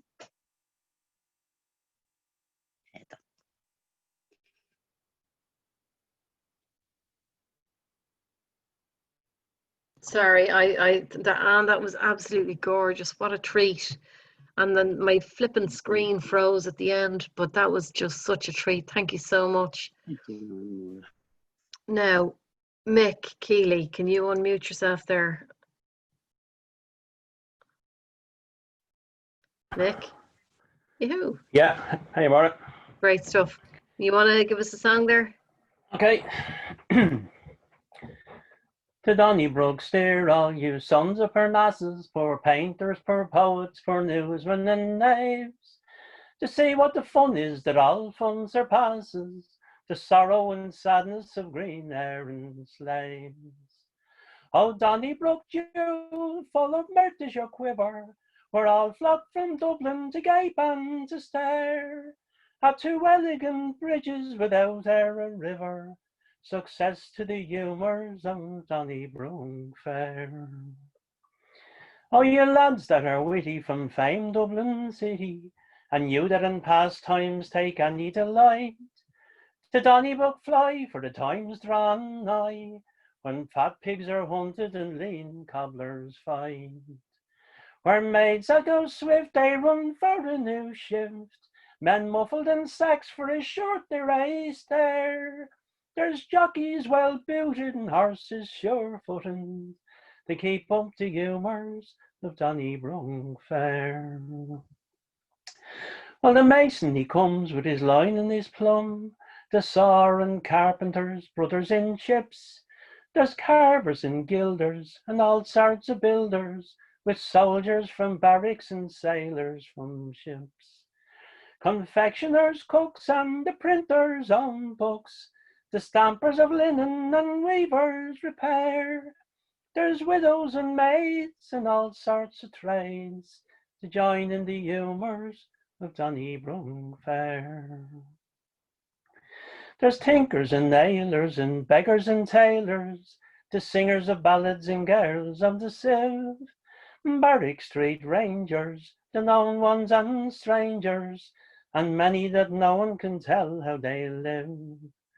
There's horsemen and walkers, and likewise flute hawkers, and swindlers that devil himself they won't dare, with pipers and fiddlers and danders and diddlers, all meet for the humours of Donnybrook Fair. There's dogs that are dancing and wild beasts a prancing, with neat bits of paint in red, yellow and gold. Pickpockets, toss players and scramblers, showmen and gamblers, pickpockets aplenty, the young and the old. There's brewers and bakers and jolly shoemakers, with butchers and porters and men to come tear. There are mountebanks grinning while others are sinning to keep up the humours of Donnybrook Fair. So lads and young lasses, come fill up your glasses with whiskey and send the full bumper around. You get out in a tent till your money's all spent, and spin like a tom till you fall to the ground. Oh, Donnybrook capers, likewise Cancun scrapers, they bother the vapours and drive away care. For what is more glorious, there's not more uproarious success to the humours of Donnybrook Fair. All right.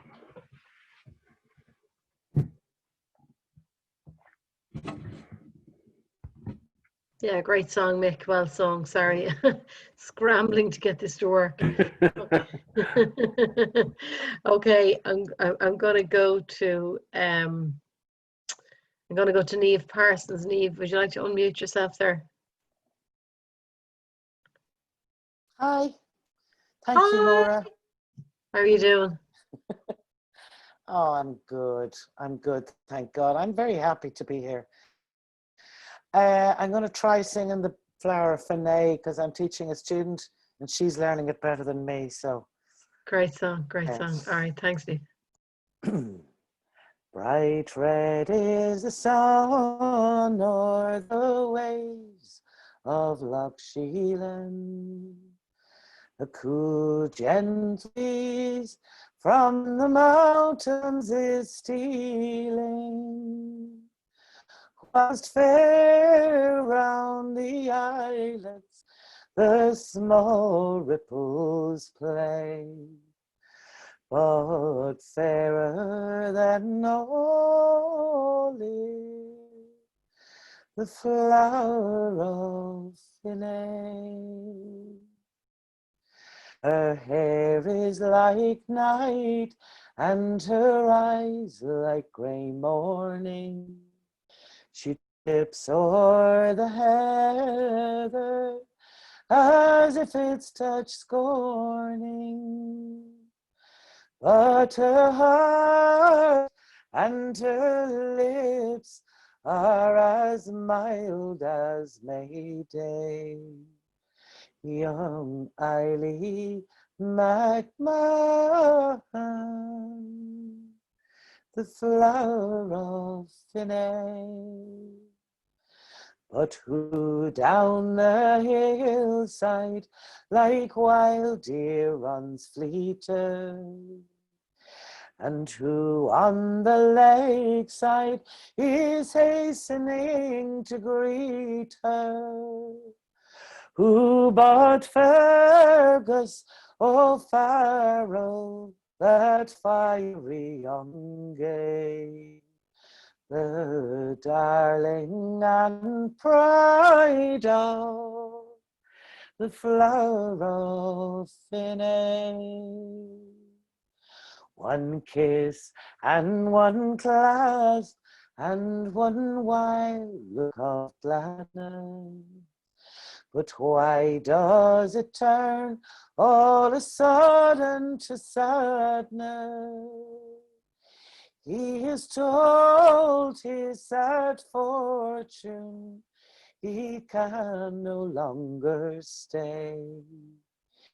He must leave his poor Eily alone in Finney. For Fergus O'Farrell is true to his sireland. The dark hand of tyranny drove him from Ireland. He joins the brigade in the wars far away, but he vows he'll return to the flower of Finney. He fought at Cremona, she hears of his story. He fought at Cassano, she's proud of his glory. Yet sadly she sings Shularun all the day. Oh, come, come home, love, come home to Finney. 8 long years have passed till she's nigh broken hearted. Her reel and her rock and her flax she has parted. Sails with the wild geese to Flanders away. And she leaves her sad parents alone in Finney. Lord Clare on the field of Ramillies is charging. Before him the Sassenach squadrons enlarging. Behind him the cravats their sections display. Beside him ride Fergus and shouts for Finney. On the slopes of La Joudine the Frenchmen are fighting. Lord Clare and his squadrons the foe still defying. Outnumbered and wounded, retreat in array. And bleeding rides Fergus and thinks on Finney. In the cloisters of Ypres a banner is swaying, and by it a pale weeping maiden is praying. That flags the sole trophy of Ramillies fray. That none is poor Eileen, the flower of Finney.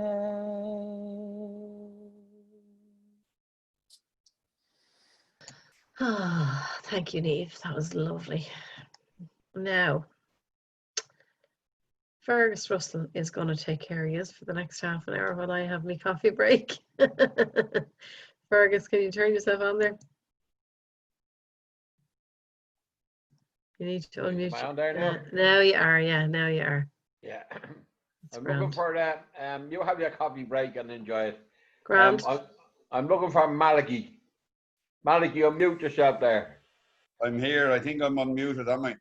Yeah, unmuted now, yeah. So Wow. will you give us a song? Sure, why not? It's a lovely It's good to see you. Saturday morning. Thanks. Well, seeing as it is September, trying to think of something intelligent to say. So 222 years ago, around about this time, we were sifting through the dying embers of the 1798 rebellion. So I thought I'd revisit that for you all and sing a Pete St. John song.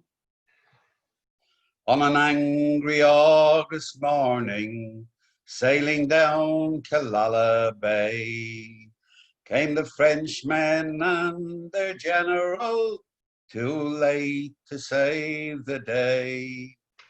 My Nora bade them welcome, but I still lick my wounds, cruel marks of stubborn and all my dreams in ruins.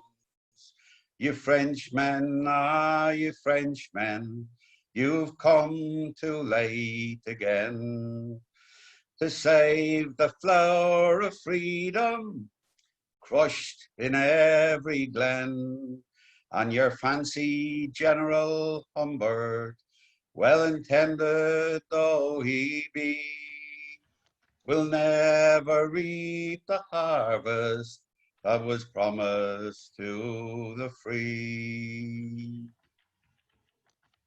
Castlebar he chased them like foxes for the hound. Lord Rawdon's vaunted cavalry he chased across the ground. 700 fiery Frenchmen, some rebels to cannon guns. And I thought of John Atullo, lying dead with Wexford's sons. You Frenchmen, you Frenchmen, you've come too late again to save the flower of freedom, crushed in every glen. and your fancy General Humbert, well intended though he be, will never reap the harvest that was promised to the free. And early in September, I saw it all again. Cornwallis and his soldiers drove Humbert down the glen. The Frenchmen just went back to France, while the rebels they were slain, with Cone and Teeling martyred, and the Banshee cried again. You Frenchmen, ah, you Frenchmen, you've come too late again to save the flower of freedom, crushed in every glen. And your fancy General Humbert, well intended though he be, will never reap the harvest that was promised to the free. Thank you. Thanks very much, Malky. You keeping My good? pleasure. Keeping good. Okay. I'm looking for Eliza Carty next. Are you there, Eliza? Unmute yourself, Eliza.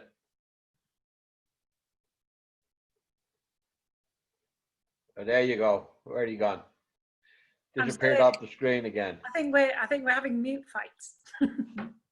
There you go. How are you, Eliza? Hiya, Dar. How is everybody? Is everyone all right? It's nice to see you, Fergus. I haven't been for a while. Obviously, we've all been on our holidays, haven't we? So I've just felt exactly the same as everything else. Okay. Yeah, I've been thinking about singing this one for a while, and I'm glad everyone's going down the Native American path tonight, because I'm going to sing you this one from Logan the Orator. This is Logan's Lament. If you don't know it, I can obviously share the links and stuff, but I haven't sung this for a while, so I'm just going to find a key. I'm always too busy listening to everybody else to find a key. Hang on.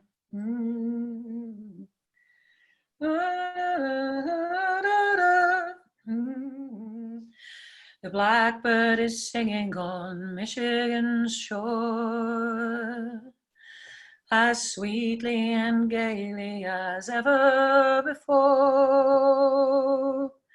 For she knows the mate she at pleasure can hide, and her dear little brood she is teaching to fly.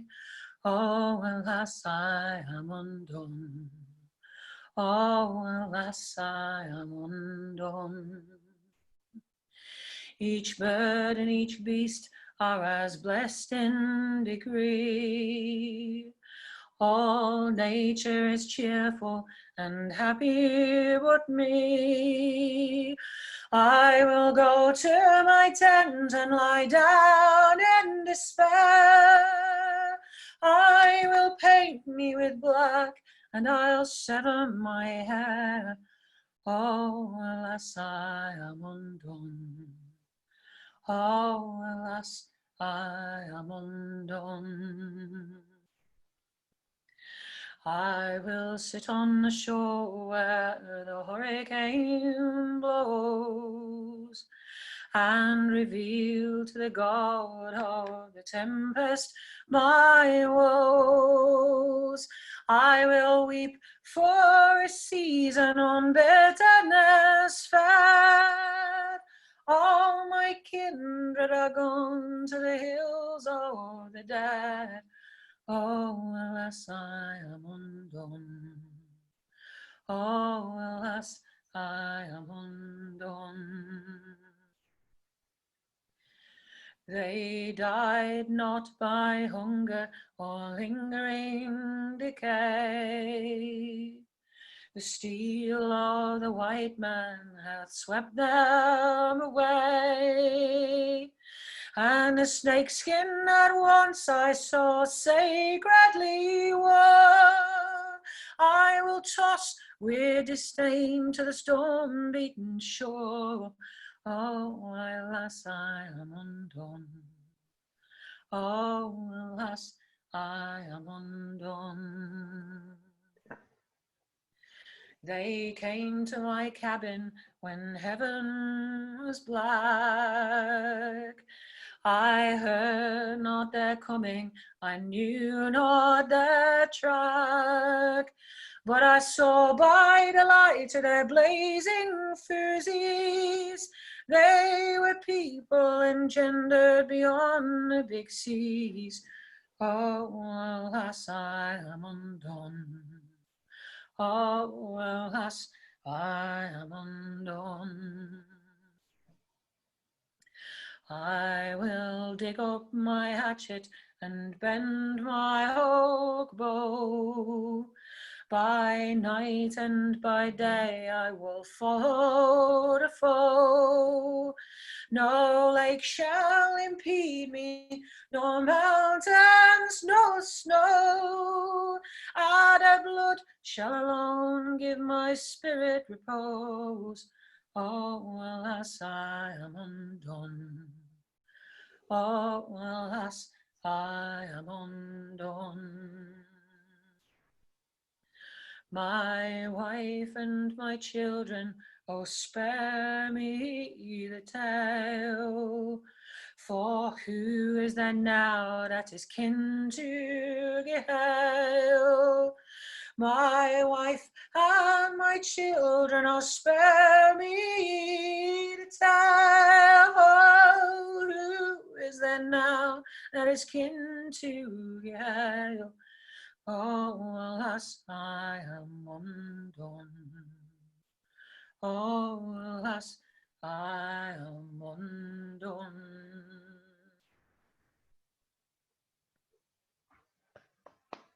Thanks, Eliza. Thank you very much. Lovely singing. I'm looking for George Henderson. Is he still on with us? George? No, George. I'll have to spring it on someone, so. How about He's there, Fergus. George is there, Fergus. where are you, George? There you are. Will you give us a song, George? Good to see you. I had difficulty unmuting there. You had difficulty, and that's the first time ever, George.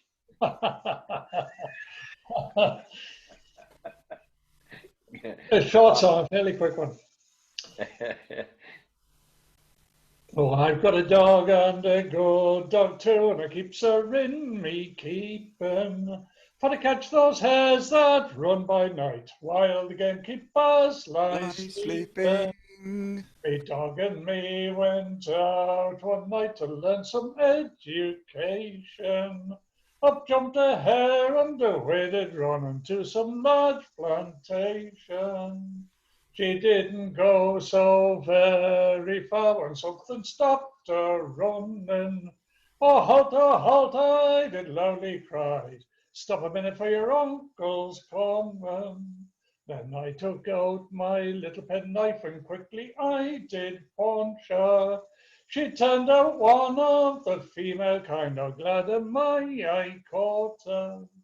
I picks her up and I smooths her down and I puts her in me keeping. Says I to me dog, it's time to be going while the gamekeepers lie sleeping.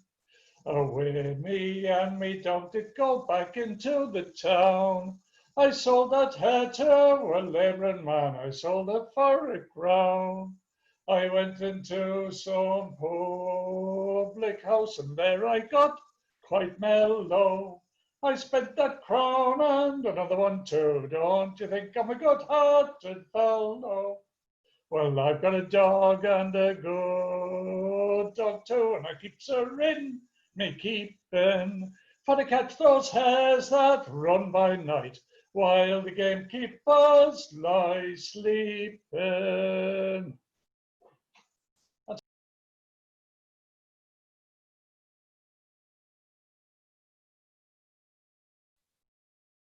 Thanks, George.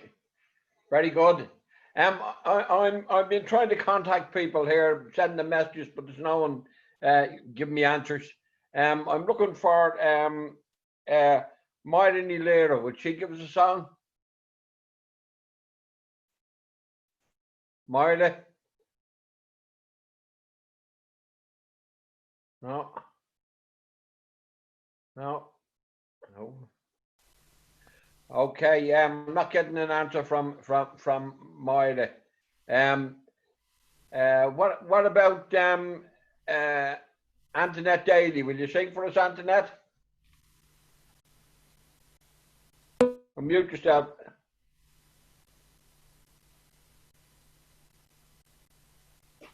Unmute, yeah, you're unmuted now, Antoinette. Yeah.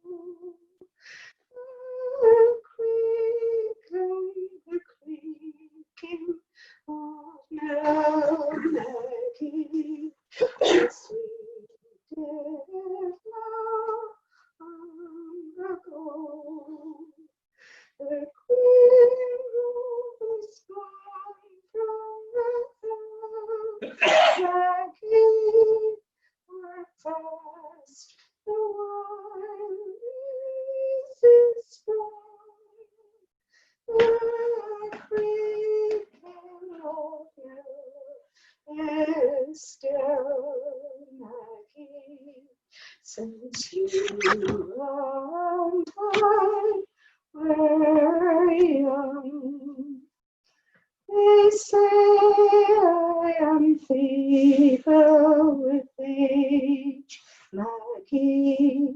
My footsteps much slower, and then my face is so well written.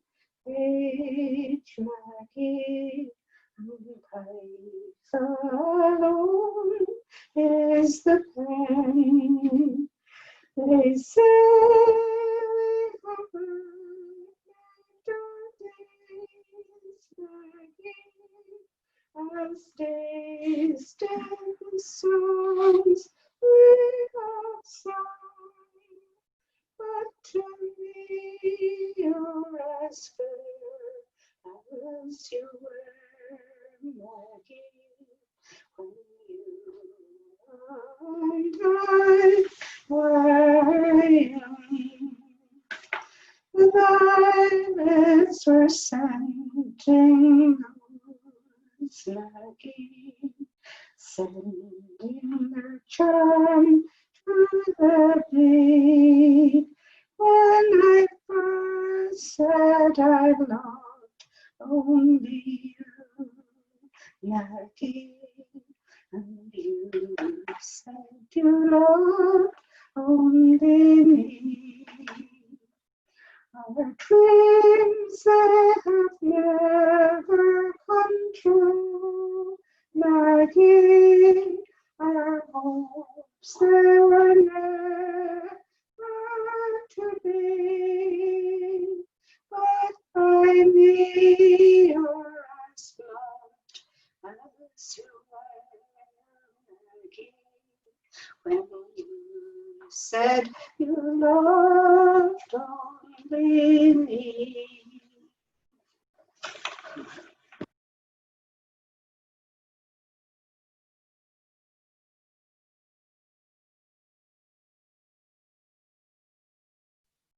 Thank you very much, Antoinette.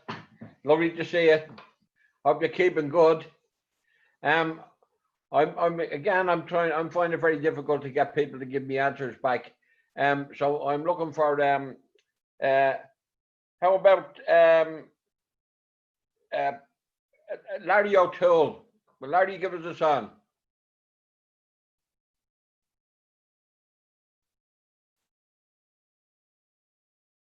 No, Larry?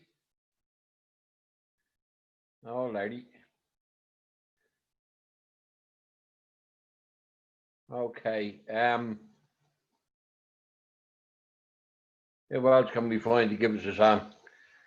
David Ingerson.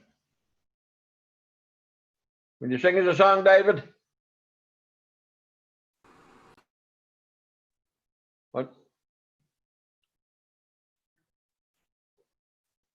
Where's David?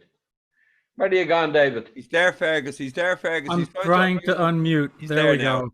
We've Yeah, good we've man. been doing the unmute battle between us. You won. Well, finally. An old high school friend of mine just asked, how in heaven's name did you get interested in old Irish songs? And I'll sing the song that did it. This is the first song that I heard in the old style, and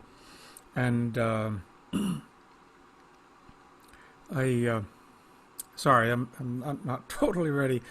I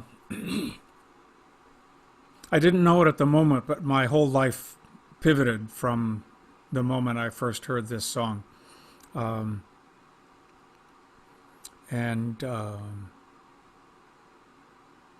am I not thinking of the name of the singer? Anyway, here it is. Set you down, loyal comrade, set you down for a while, till I spend my last days round Erin's green isle. Come, lift up your glasses, and we'll drink hand in hand. For tomorrow I'll be leaving the shores of Lochbran. No more will I wander round Harknet's green hill, or the old spot that I loved so well, that was down by the mill, or the old forge where we jumped and played, and oft times we ran to inhale the fresh breezes round the shores of Lochbran. There's my mother and father, you can now hear them cry, with their tears bewailing Atwood, my Senor. But I will support them, please God, if I can, far away from a lovely Erin and the shores of Lochbran. In the incoming morning I will bid you adieu, to Leitrim, Drumshanbo, and sweet Carrick too. But no matter what fortune I may make far away, my thoughts will be with you by night and by day. My thoughts will be with you as life's course is spent. Far away from a lovely Erin and the shores of Lochbran. There you are, Sinead.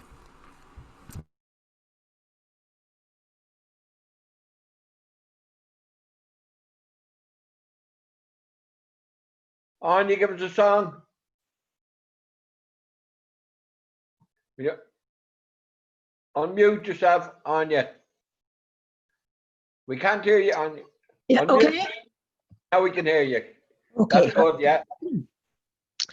The second time I heard this song, I'm pretty sure it was at the Góilín, and that's when I said I must learn it and pursued it, and it's a favourite since. So thanks to Góilín.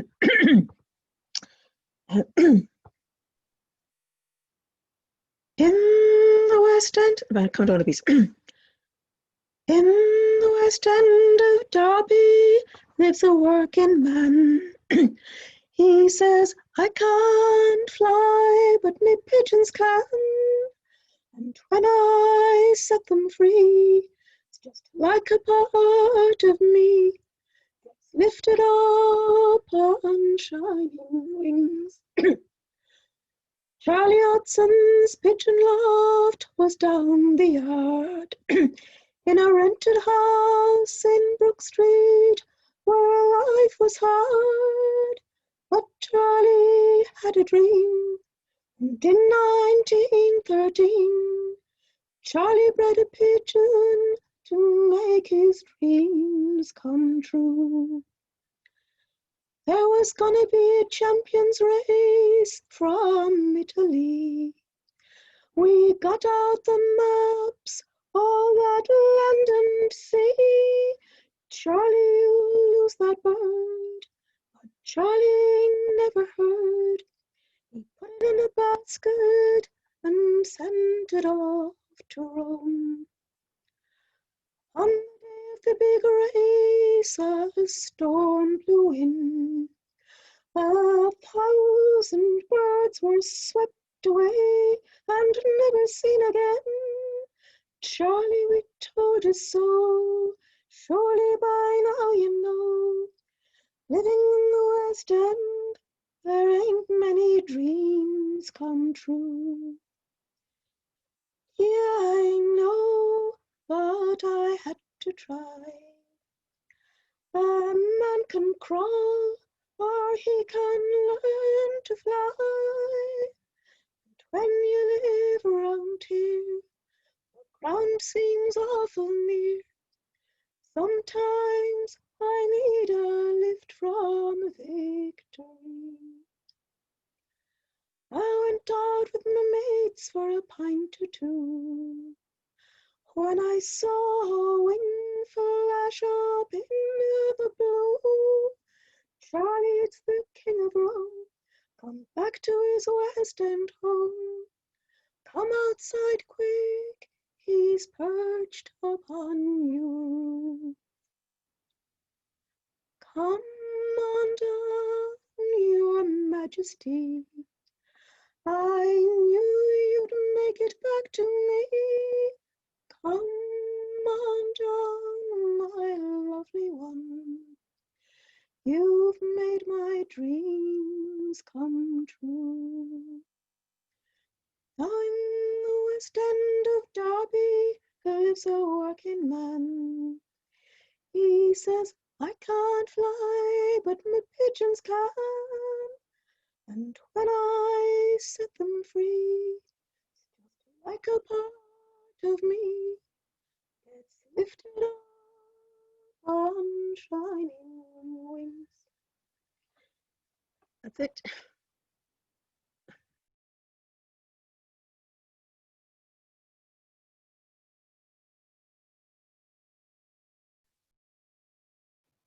No. Yeah. Gavin. Good man, Gavin. Thanks very much. I'll try Patrick Alvin's James Connolly. Good man. Which I learned from yourself and Frank Hart off the ITMA. Where, oh, where is our James Connolly? Where, oh, where where can that brave man be? He is gone to organize the union, that working men might yet be free. Where, oh, where is our citizen army? Where, oh, where is our gallant band? They have gone to join the great rebellion for the freedom of each working man. Then who will lead the van?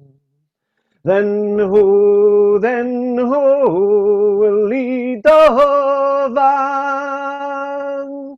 Who but our own James Connolly, the hero of each working man?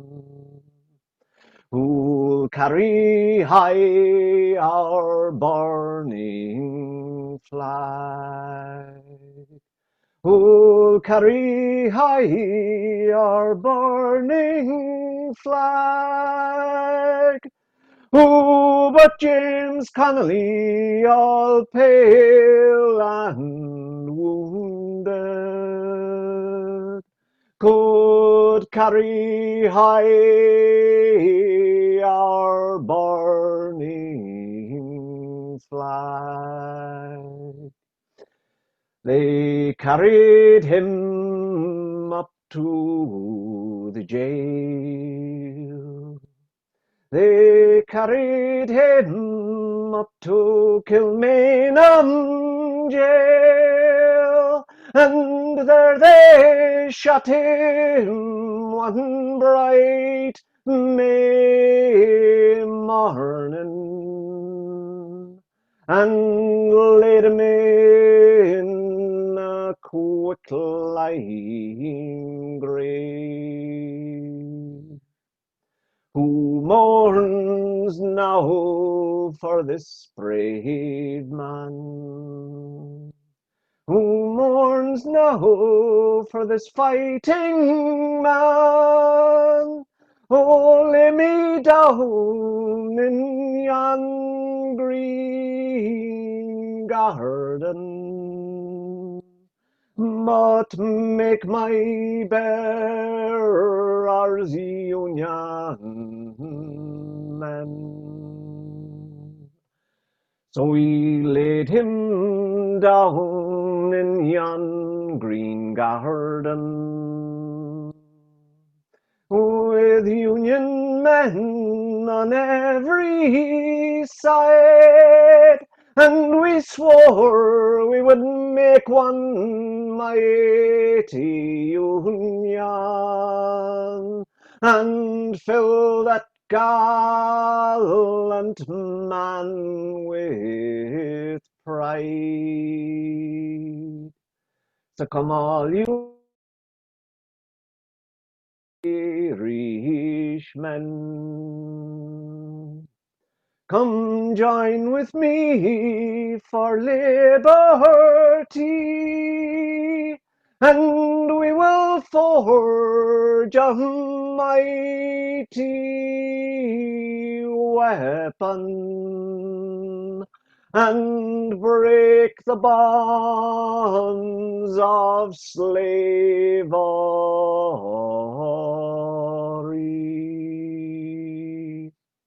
Good man.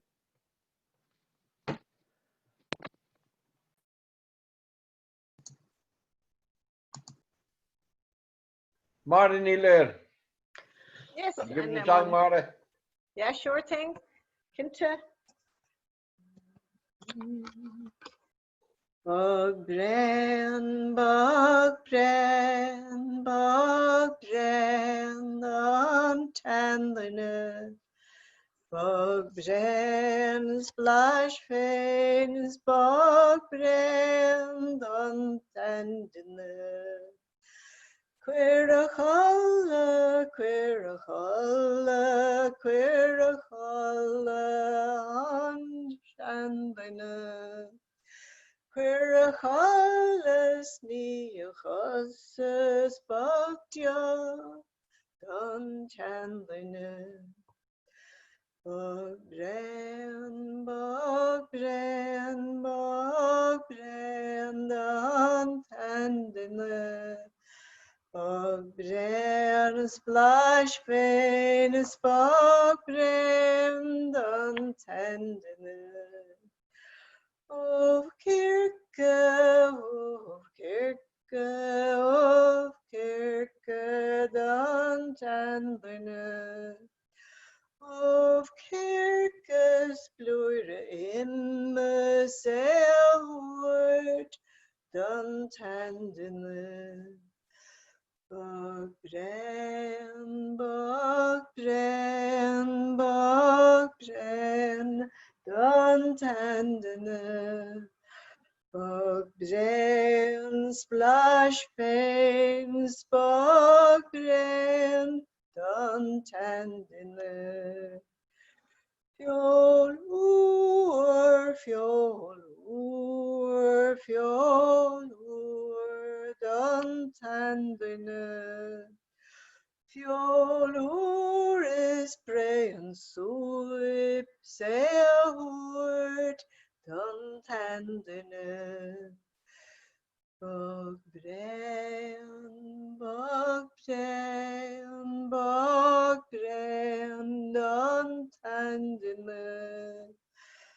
Bog bren, splash pain, bog bren, dan tanderne.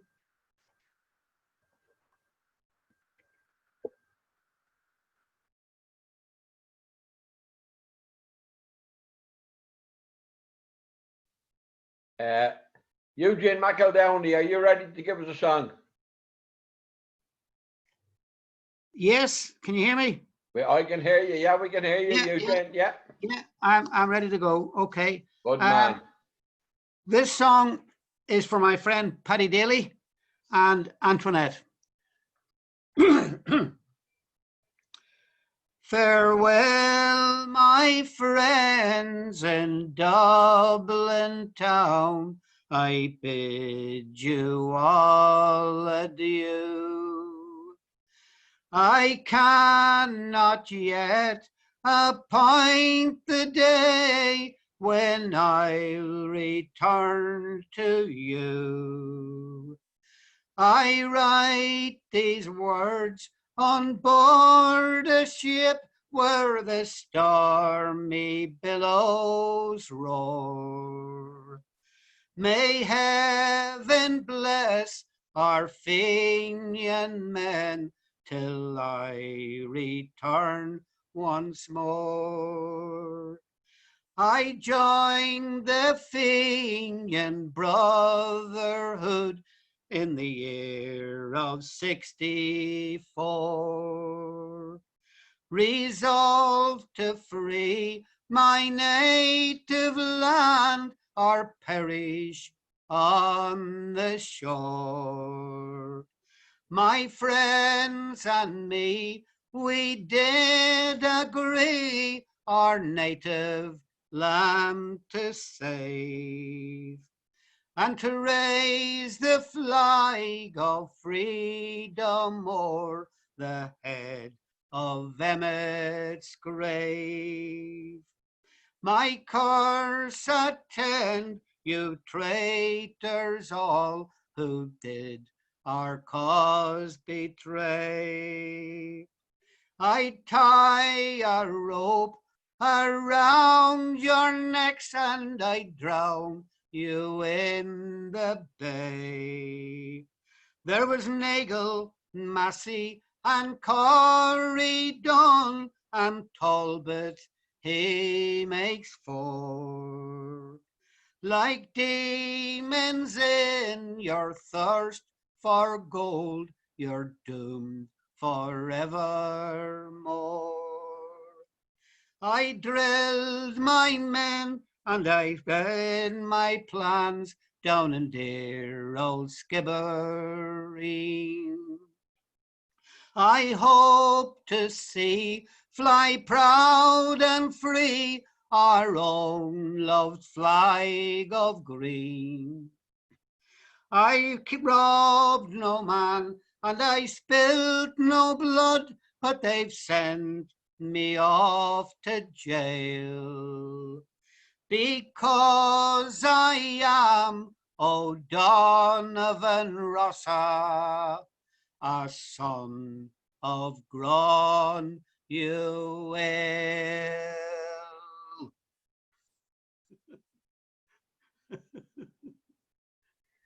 Now, I'm going to hand back over control to Maida Ní Crone, and thanks, Maida.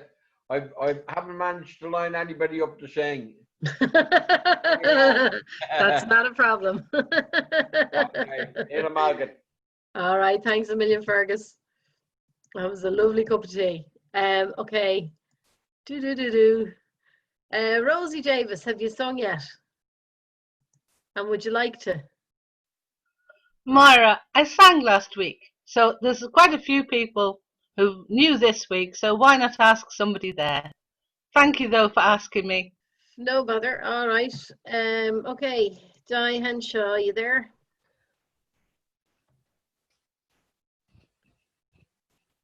Problems with the earphones. No, I can hear you now. Talk away. I'm just with a cold, so I'm just going to listen this evening. All right. Thank you. Not a problem. Not a problem. Next time. All right. Right. This is the last one before I start marching people up. Deirdre Biello. Can't see the rest of your name. Are you there? We are. Okay. Would one of you like to sing a song? So Deirdre will start. It's 9/11, so this song is for Steve Adams and Chris Karstanjan. Come on, you made to live at a distance, many's the mile from off your swain. Come and assist me in this very moment, for to pass away some time, singing sweetly and completely songs of pleasure and of love. For my heart is with you altogether, though I live not where I love. Oh, when I sleep, I dream about you. When I wake, I find no rest. For every moment thinking of you, my heart fixed within your breast.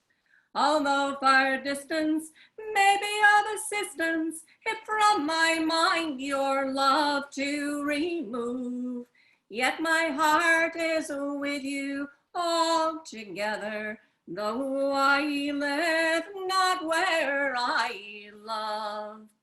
All the world shall be one religion, all living things shall cease to die. If ever I prove false to my jewel, or in any way my love to deny, the world shall change and be most strange, if ever from my mind to remove. For my heart is with you altogether, though I live not where I love.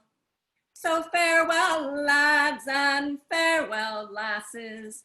Now I think I've made my choice, and I'll away to yonder island, where I think I hear his voice. And if he calls, then I will follow, though the world it is so wide.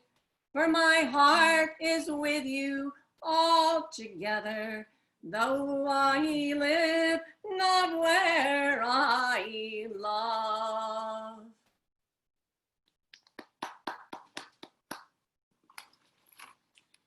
And well done, Deirdre. Thanks a million. So I'll come back to you in a little while, folks, but I'm going to move on for now to Robert Wolf.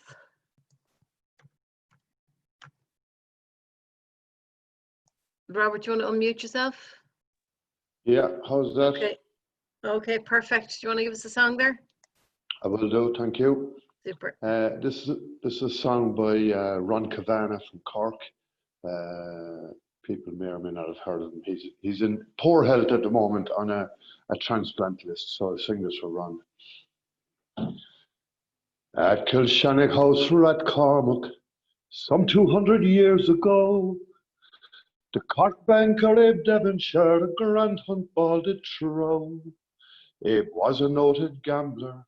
To his guests he made this dare: I'm Ireland's finest horseman, there's no baiting my grey mare. The bet was set to ride the staircase to the gallery upstairs, and twice around the balcony to gallop on the mare, then finally race down again the cantilever stairs, the grey Kilshannig wager to await the winner there.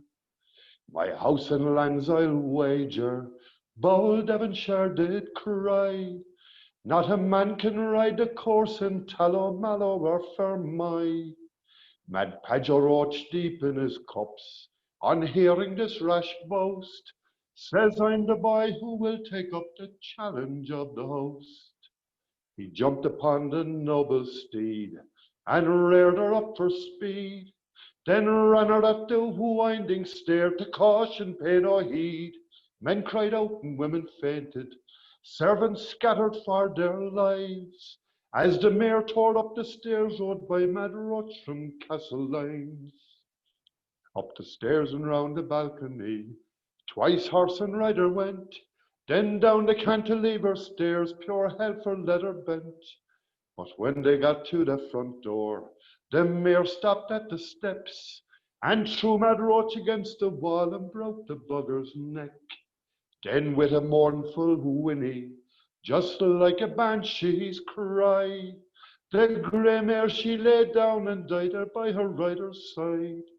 So now you have the story, the sad and daunting tale of how the grey Kilshannig wager sent poor Padjo Roach to hell. Good. Very good. Thanks a million, Robert. Now, Alison, would you like to unmute yourself there? Try that again, maybe.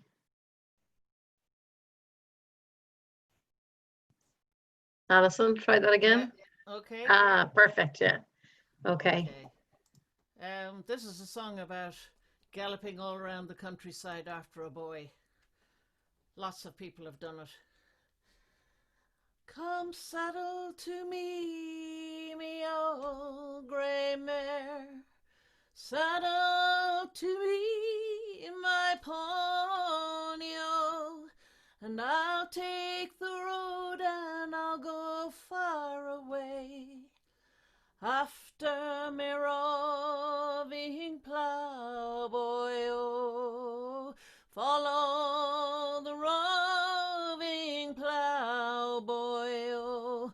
Last night I lay in a fine feather bed, sheets and blankets how so cozy, oh, but tonight I lie in a cold barn shed, wrapped in the arms of my ploughboy, oh, follow the roving ploughboy, oh, a champion, a ploughman, me Geordie lad, cups and medals and prizes, oh, oh, by bonny Deveronside there is none can compare with my jolly road.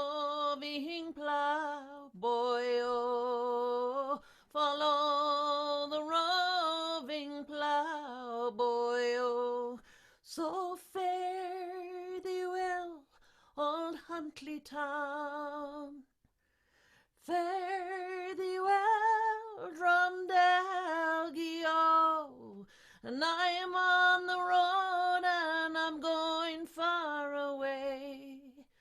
After me roving ploughboy, oh, follow the roving ploughboy, oh, come saddle to be me old grey mare, saddle to me pony, oh, and I'm on the road and I'm going far away. After the roving ploughboy, oh, follow the roving ploughboy, oh, after the roving ploughboy, oh, follow the roving ploughboy, oh.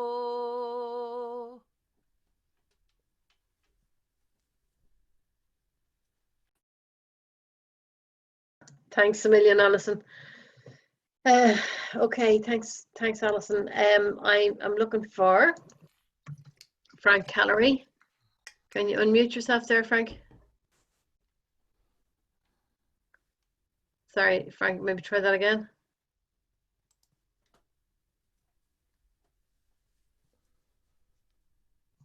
Try it again, Frank, sorry. What's that? Ah, bingo. Can you hear me? Yes, I can now. Great, we'll get a song off you. Quite bad here. Will I turn off the video? Yeah, try that and see how it works. Can you hear me? Yeah. Okay. Can you hear me still yet? Yeah. Okay. I'm going to sing a song called The Sailor from Ringsend. It was written by a very old Dublin journalist, Kenny. It was a scriptwriter way back. And he kind of bequeathed it to Vinnie Cranney. And Vinnie made it his own over the years. So I said the song as I did with some works of Vinnie's. And that's how it's become a song. So it's called The Sailor from Ringsend. There's a green and yellow dairy to the north of Dolphin's Barn. There's a dairy maid whose heart will never mend. Every night behind the counter, you can hear her tell the yarn. How she loved and lost the sailor from Ringsend. She was known as Cockeyed Kate to the lads from James's Gate. She was hotter than her one ever knew. Every night after dark in the hollow of the park, she'd a gang of fellas waiting in a queue. Oh, she loved the lads all right, and there seldom was a night that with one of them she didn't have a bend. Till at last there came the day when true love it had its way. Sure she met and loved the sailor from Ringsend. And he became engaged, though the other fellas raged. And her mother, Mrs. Anastasia Mary Dooley, said she'd give the boys a treat, so she pawned the bedroom suite. And in honor of the day, she threw a hoolie. Now the sailor from Ringsend was a chill friend, unselfish as he was hale and hearty. So in quite heroic fashion, he saved up his weekly ration, and he sent a pound of sugar to the party. On the evening of the spree, he was so full with glee that he did a thing he knew was very risky. With another gang of loonies, he went down the town to Mooney's, and there consumed about a quart of whiskey. Though the due was not till 10, he had not arrived by then. He spent an hour sorting out a bobby, and when he arrived late, he found his cock-eyed Kate with her arms around the milkman in the lobby. In a frenzy of distress, he picked up the kitchen press. Around the milkman's neck he wrapped the dell. And when Kate saw all this happen, she knew he'd caught her napping, and she flew into an awful rage herself. Though her countenance grew paler, she flared up at the sailor. I hope that you get shipwrecked in the Mersey.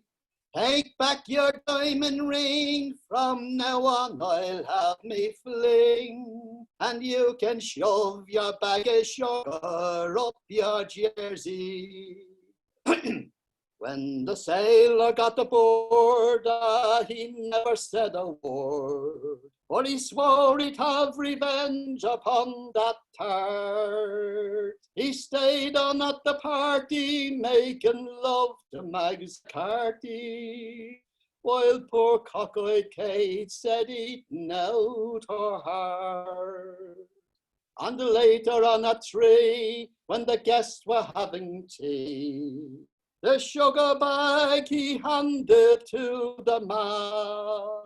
She gladly took the bag, the poor old silly hag, and she used the stuff to sweeten up the chat. The guests all drank their teas, but they were soon upon their knees. In agony they rolled around the room, and poor cock-eyed Kate got flummoxed when she saw them grab their stomachs, for she knew at last that she had met her doom. With faces gaunt and grey, the guests all dashed away. Poor cock-eyed Kate was left without a friend, for he'd switched the bag of sugar for a bloody bag of glubber, was the vengeance of the sailor from Ringsend. Sinead. Brilliant, Frank. Thanks a million. Now, Claudia Anderson, do you want to unmute yourself there? Super. Right. Super. Got it. As I rode out one morning fair on Clyde's green banks to take the air, I spied a lass with yellow hair and eyes bewitching green. She said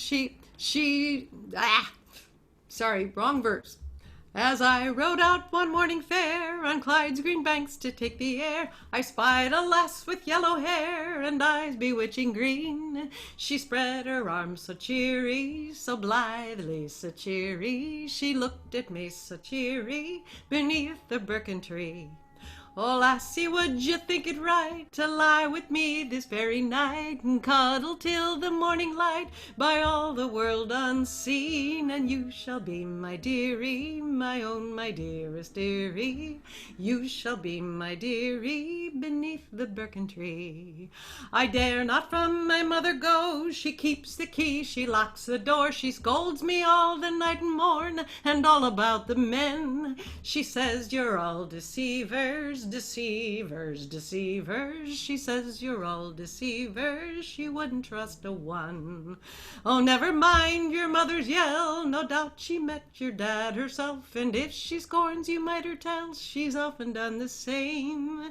So lassie, give your hand on it, your bonny milk white hand on it. Lassie, give your hand on it, and scorn to lie alone. Oh lad, my hand I'll keep to me, but maybe I will steal the key me and meet you by the birken tree that grows in yonder glen. But depend not on it, laddie, I may not promise, laddie, I cannot promise, laddie, I may well change my mind. Oh, he's gone to the birken tree in hopes his own true love to see, when who came tripping o'er the lea but just his bonny Jean, and she's sitting down beside him, beside him, beside him, she's sitting down beside him among the leaves so green. I'm overjoyed with rapture now, said he, and kissed her cherry mouth, for Jeanie ne'er had cause to rue her night upon the glen. For she has got her Johnny, her own, her dearest Johnny. She has got her Johnny, and Johnny's got his Jean. Up. Thanks, Claudia. Okay. Seamus Shields, can you unmute yourself, please? There you go. Yeah. Right. Okay. This song is retiring after tonight. So this is the very last time I'll sing this, anyway.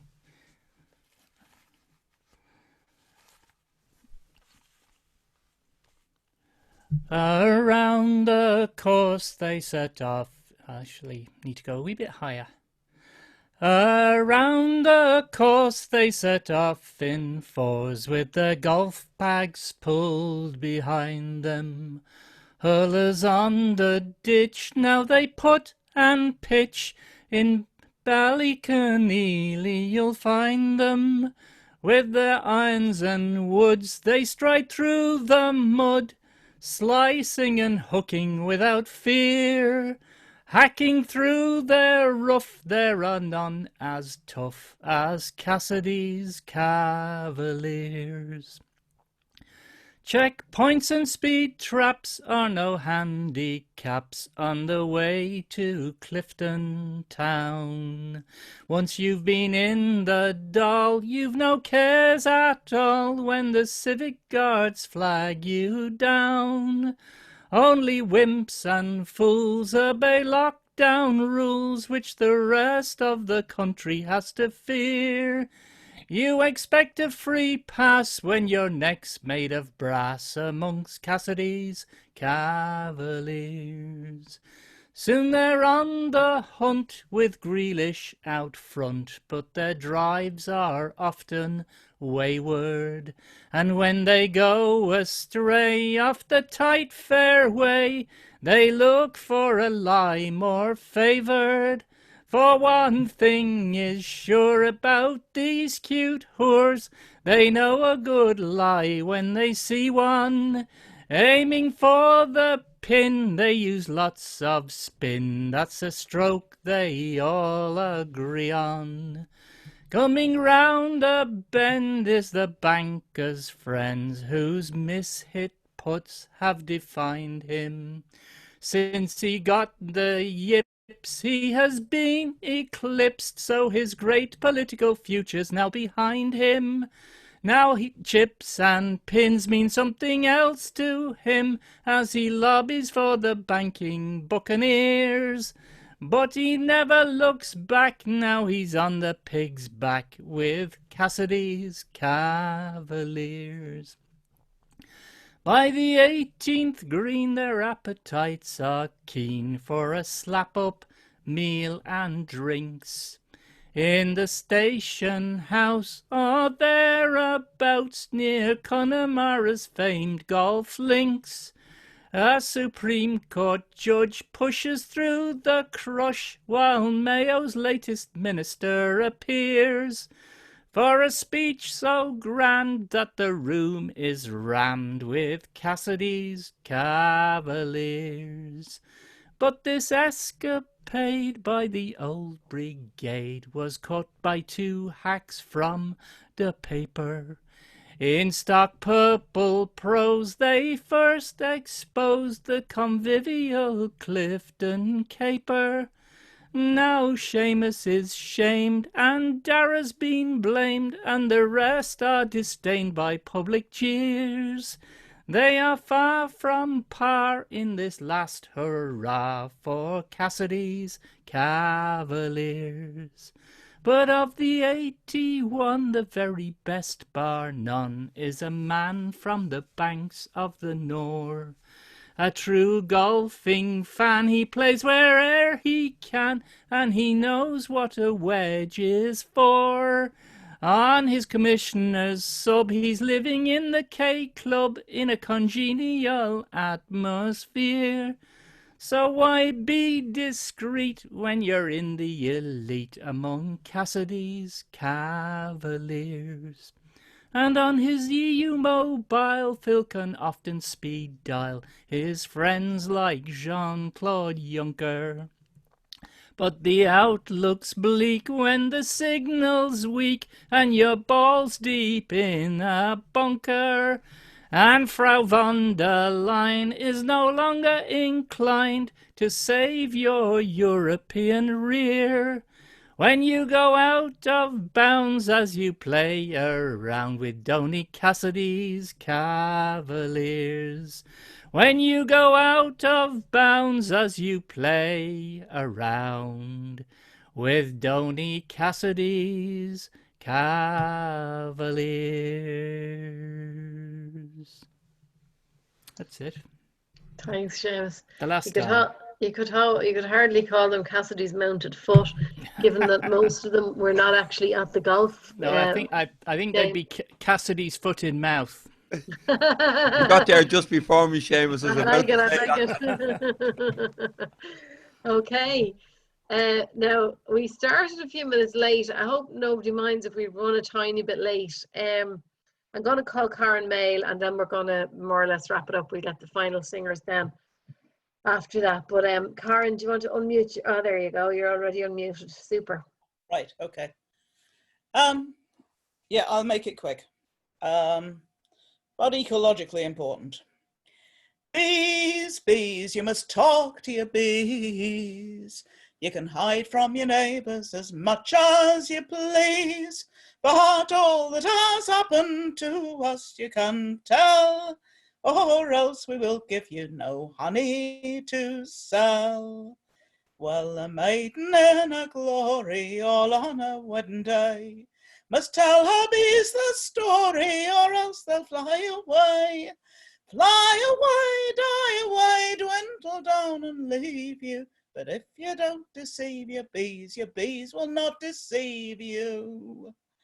Marriage, death, or burying, news across the seas. All you're sad or merrying, you must tell your bees. Tell them flying in and out where the fanners fan, because the bees are just about as curious as the man. Well, don't you wait where trees are when the lightnings play, nor don't you hate where bees are, or else they'll die away. Dwine away, pine away, anything to leave you. But if you never grieve your bees will never grieve you.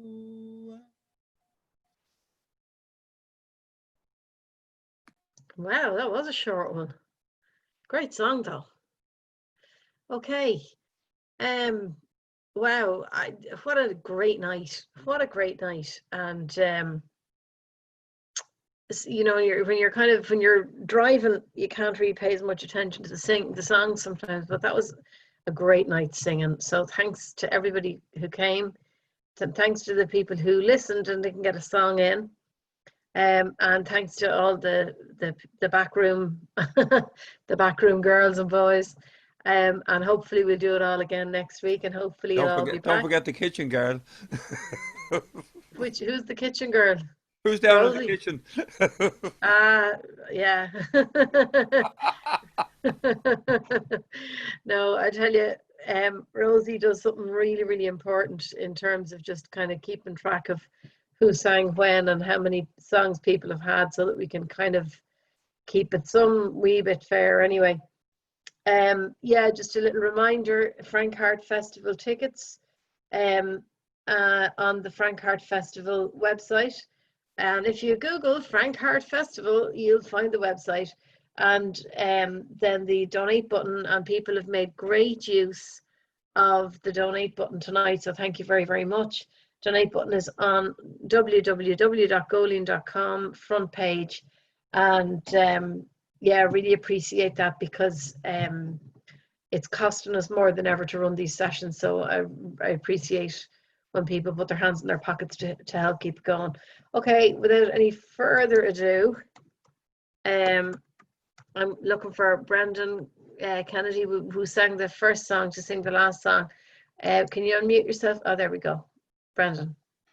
Okay. Super. Right. Well, since it's the witching hour, I'm going to finish off with a lullaby. Send us all off to bed. Okay. From the Aran Islands, I believe. So, Fergus, you probably know this one. On wings of the wind o'er the dark rolling sea, angels are coming to watch over me. Angels are coming to watch over thee. So list to the wind blowing over the sea. Hear the wind blow, love, hear the wind blow. Lean your head over and hear the wind blow. On wings of the night may your fury be crossed. May no one that's dear to our island be lost.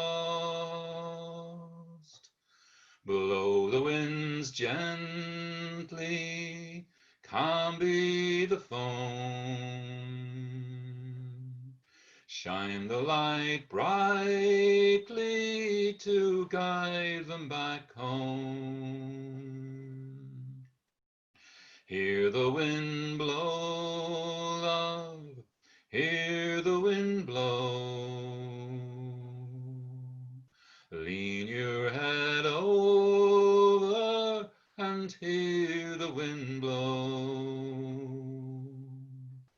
The currachs are sailing way out on the blue, laden with herring of silvery hue. Silver the herring and silver the sea. Soon there'll be silver for baby and me.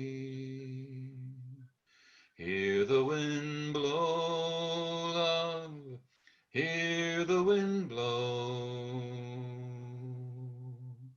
Lean your head over and hear the wind blow.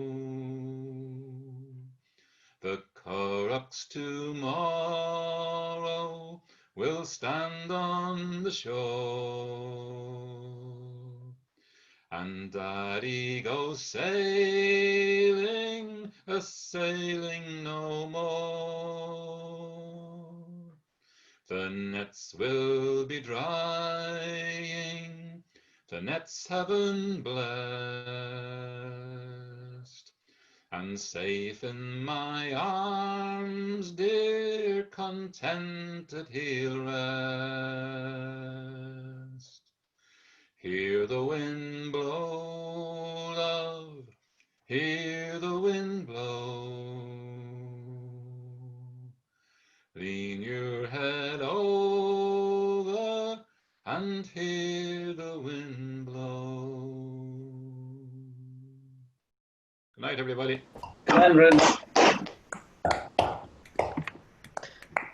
Lovely stuff, Brendan. Thanks very much. Lovely, Brandon. Finish. Night all, great night, thank you. Wind up Thank wine. you. Lovely, Brendan. Great night. That was Wonderful. lovely. Thanks. Lovely. Thanks. Great to see everyone. Yeah. Good night. Thanks, Moira and Jerry. Bye all. Good Good night. night. Thanks, night. Jenny, Good Laura, night. Rosie, and Fergus. Come Pleasure. on. Yes. Night, Colleen. Night, Liam. Thanks again for coming. Night, Night, Night, everyone. Rosie. And Rebecca, stay safe. You're out Thank this you, summer. Seamus. They're out in Oregon with all those fires. Iowa, August Gullisall. It's good. Go geall le a chuid bhring glóide. Oh, Kinta. That's all. Gur am thugibh go léir anyway. Bhfuil mé anna hána bh san sesiún. Yeah, Shania. Fáiltrót, Des, Lán Fáiltrót, agus rih gachéine. Dettilan Town. Hí nuair higus cé go déana agus bhí sé go dtí an dearnach chorbh, but sure sin chora má, like sin chora íhuaí, you know? Yeah. Conistá cuasaí I Brevara. Yeah, I mean, tá muid go go déanach, sure look. Cod's féidir anna, you know? Yeah. Tá an deire seachta ná.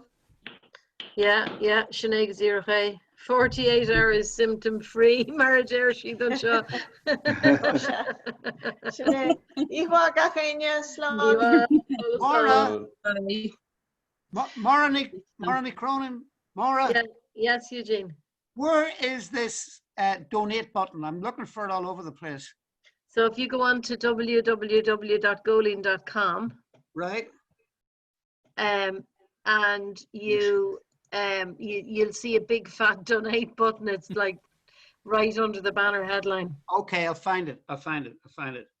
Okay. See if I can find the link. Great night. Thanks, everybody. Okay. Thanks, Eugene. Good night. Bye. See you. Niamh, you're unmuted. You were looking to be unmuted. Yeah, everybody was chatting and I couldn't join in the chat and I was pressing mute. It was like, thanks so much. Thank you so much. Not a bother. Really enjoyed it. What Niamh, class Niamh, check the Blackbird. Yeah. On Facebook. Just check it. Yeah, Francie enjoyed.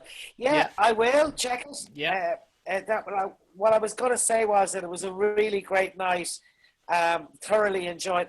The one thing I can't do though is I can't write to people individually apart from the hosts. And I wanted to tell people individually how wonderful they were. But sure, look, there's so many of us.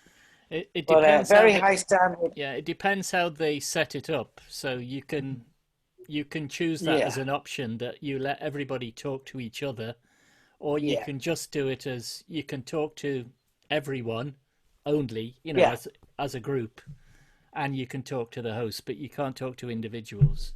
But obviously, that's their choice, I suppose, and like you can understand why they do it that way too. When we have so many stars who might not want to be pestered. I think the idea is that we're supposed to be focusing on the songs and listening to the songs, lads. I hate to turn into a mood store at this hour of the night, but I think that's the general idea. That's right. We don't want people passing notes at the back of the class. Precisely. Now, why do you understand me? Luke Cheevers, can you unmute for a minute, or do you know how to unmute this? Or is Dolores there to unmute it for you? Yeah, there she is. It's muted. Try it now. Try and push the button again, Dolores.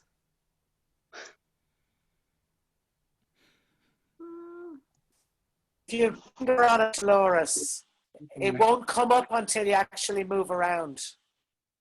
Yeah.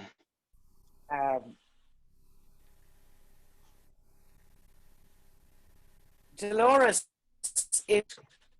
put your finger on the mute, on your own picture. Put your finger on your own, and then the mute should come up on the bottom left-hand corner.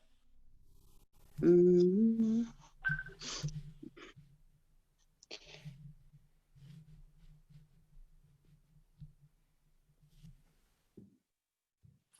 great to see them all there anyway.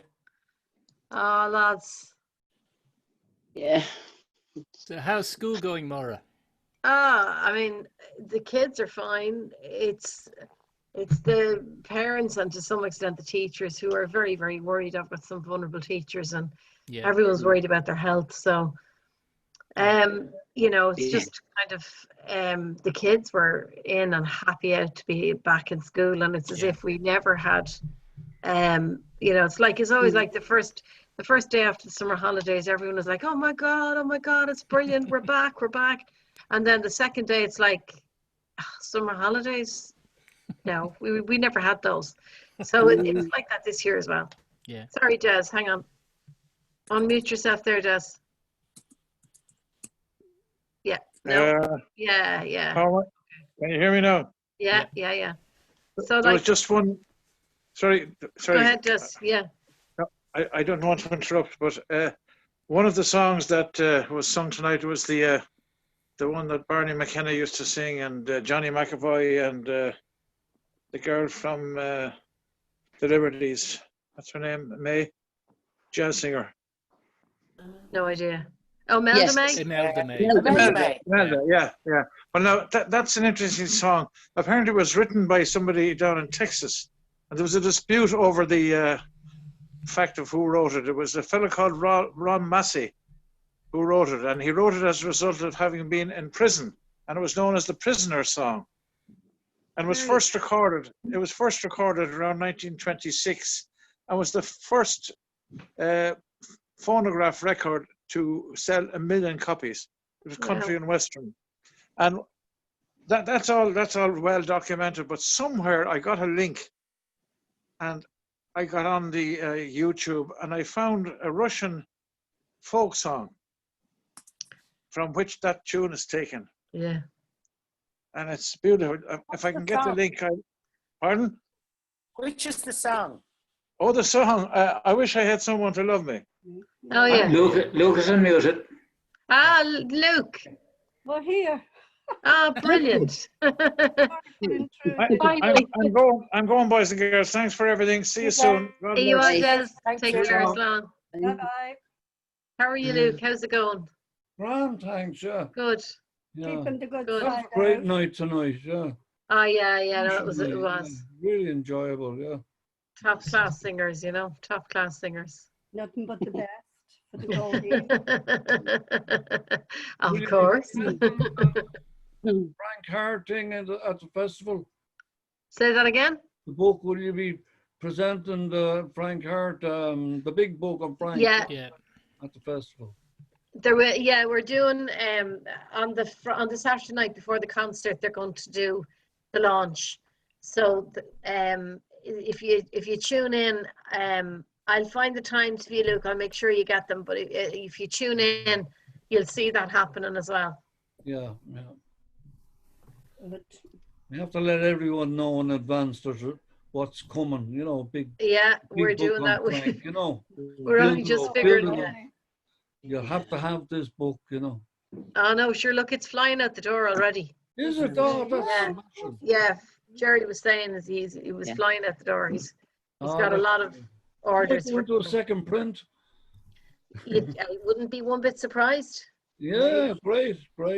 Hold it further. You have to show us. It's disappearing, Seamus. Yeah, yes. Hold it there now. You got it there now, yeah. Yeah. It's fabulous. It's a delicious book. Just It really is, isn't it? Huge in every It's way. like Frank was It's delicious. a monumental book. Yeah. Oh, yeah. No, it's one of Every those. sense. It's like the Cronin book. It was printed, and 2 years ago you couldn't get it if you sold your granny for one. And I have one on my bookshelf, and every time I look at it, I think, you know, it's a great thing to have. And the Frank Hart book is going to be the same. It's a brilliant book. Have you had a look through it? Which book we had just there that's before the Frank Hart book? Say that again? Which book were you talking about there before the Frank Hart? The songs of the songs of Elizabeth Cronin. Oh yeah! Oh God, I have went that. out of print I look very at it, quick. Dermot Cronin's book, is it? Yeah. Yes, yeah. It's a real find. Yeah. But do you know what's like that as well? Is the Colin McLaughlin books? Yeah. They've been out of print. Hard to get. Yeah, but they're not going to be reprinted. The grandchildren don't want to reprint it for some reason. I don't know why. And such a precious thing. Yeah. But I have lost my Paddy Tunney books. I've mislaid And them. I don't have it, okay? I gave them to Anne and she can't. Once a sister, always a He sister. says I have it, I don't have it. Anne has a 4-bedroomed house and she has about 1,000 books in every bedroom. Like Luke. And that's not counting downstairs. I have this conversation with my mother every time she's missing a book, and every flipping time she accuses me of robbing it on her. And if I only had the time to read half the books I'm supposed to have robbed off her, I'd be twice retired. But sure, look, I think book lovers are always. I could ask John Molden if he could lay his hands on the Paddy Tunney books. Yeah. They are so precious. They are just magic. Yeah. And he had a third one. He was writing a third one at the time. But my books, the books I had, were signed by him to me. Do you know, they were personally signed to me. He had signed them because I bought them from him. So that's kind of upsetting. Yeah. But sure. Anyway, I'm rarely drinking, but I'm drinking tonight because Graham found a bottle of poutine and he found this as well. So he's playing guitar very loudly in the other room with earplugs and he's having a great time. And I'm here. That was a fabulous night. Some fantastic songs as well. Yeah. Frank Singing, had an amazing song there. Yeah. Great singing. Listen, lads, I'm going to go to bed because I've Which means we have to go. Yes, exactly. You're kicking us out. So, listen, lads, we'll see you Have a next lovely week. Luke, we'll see you next week. And Dolores, we'll see you next week. All right? Yeah. Super. Have you no homes to go to? Yeah. Pretty much. Except, I can do this. Yeah. Have you not Ewa. another room to go to? Bye. Bye. See ya.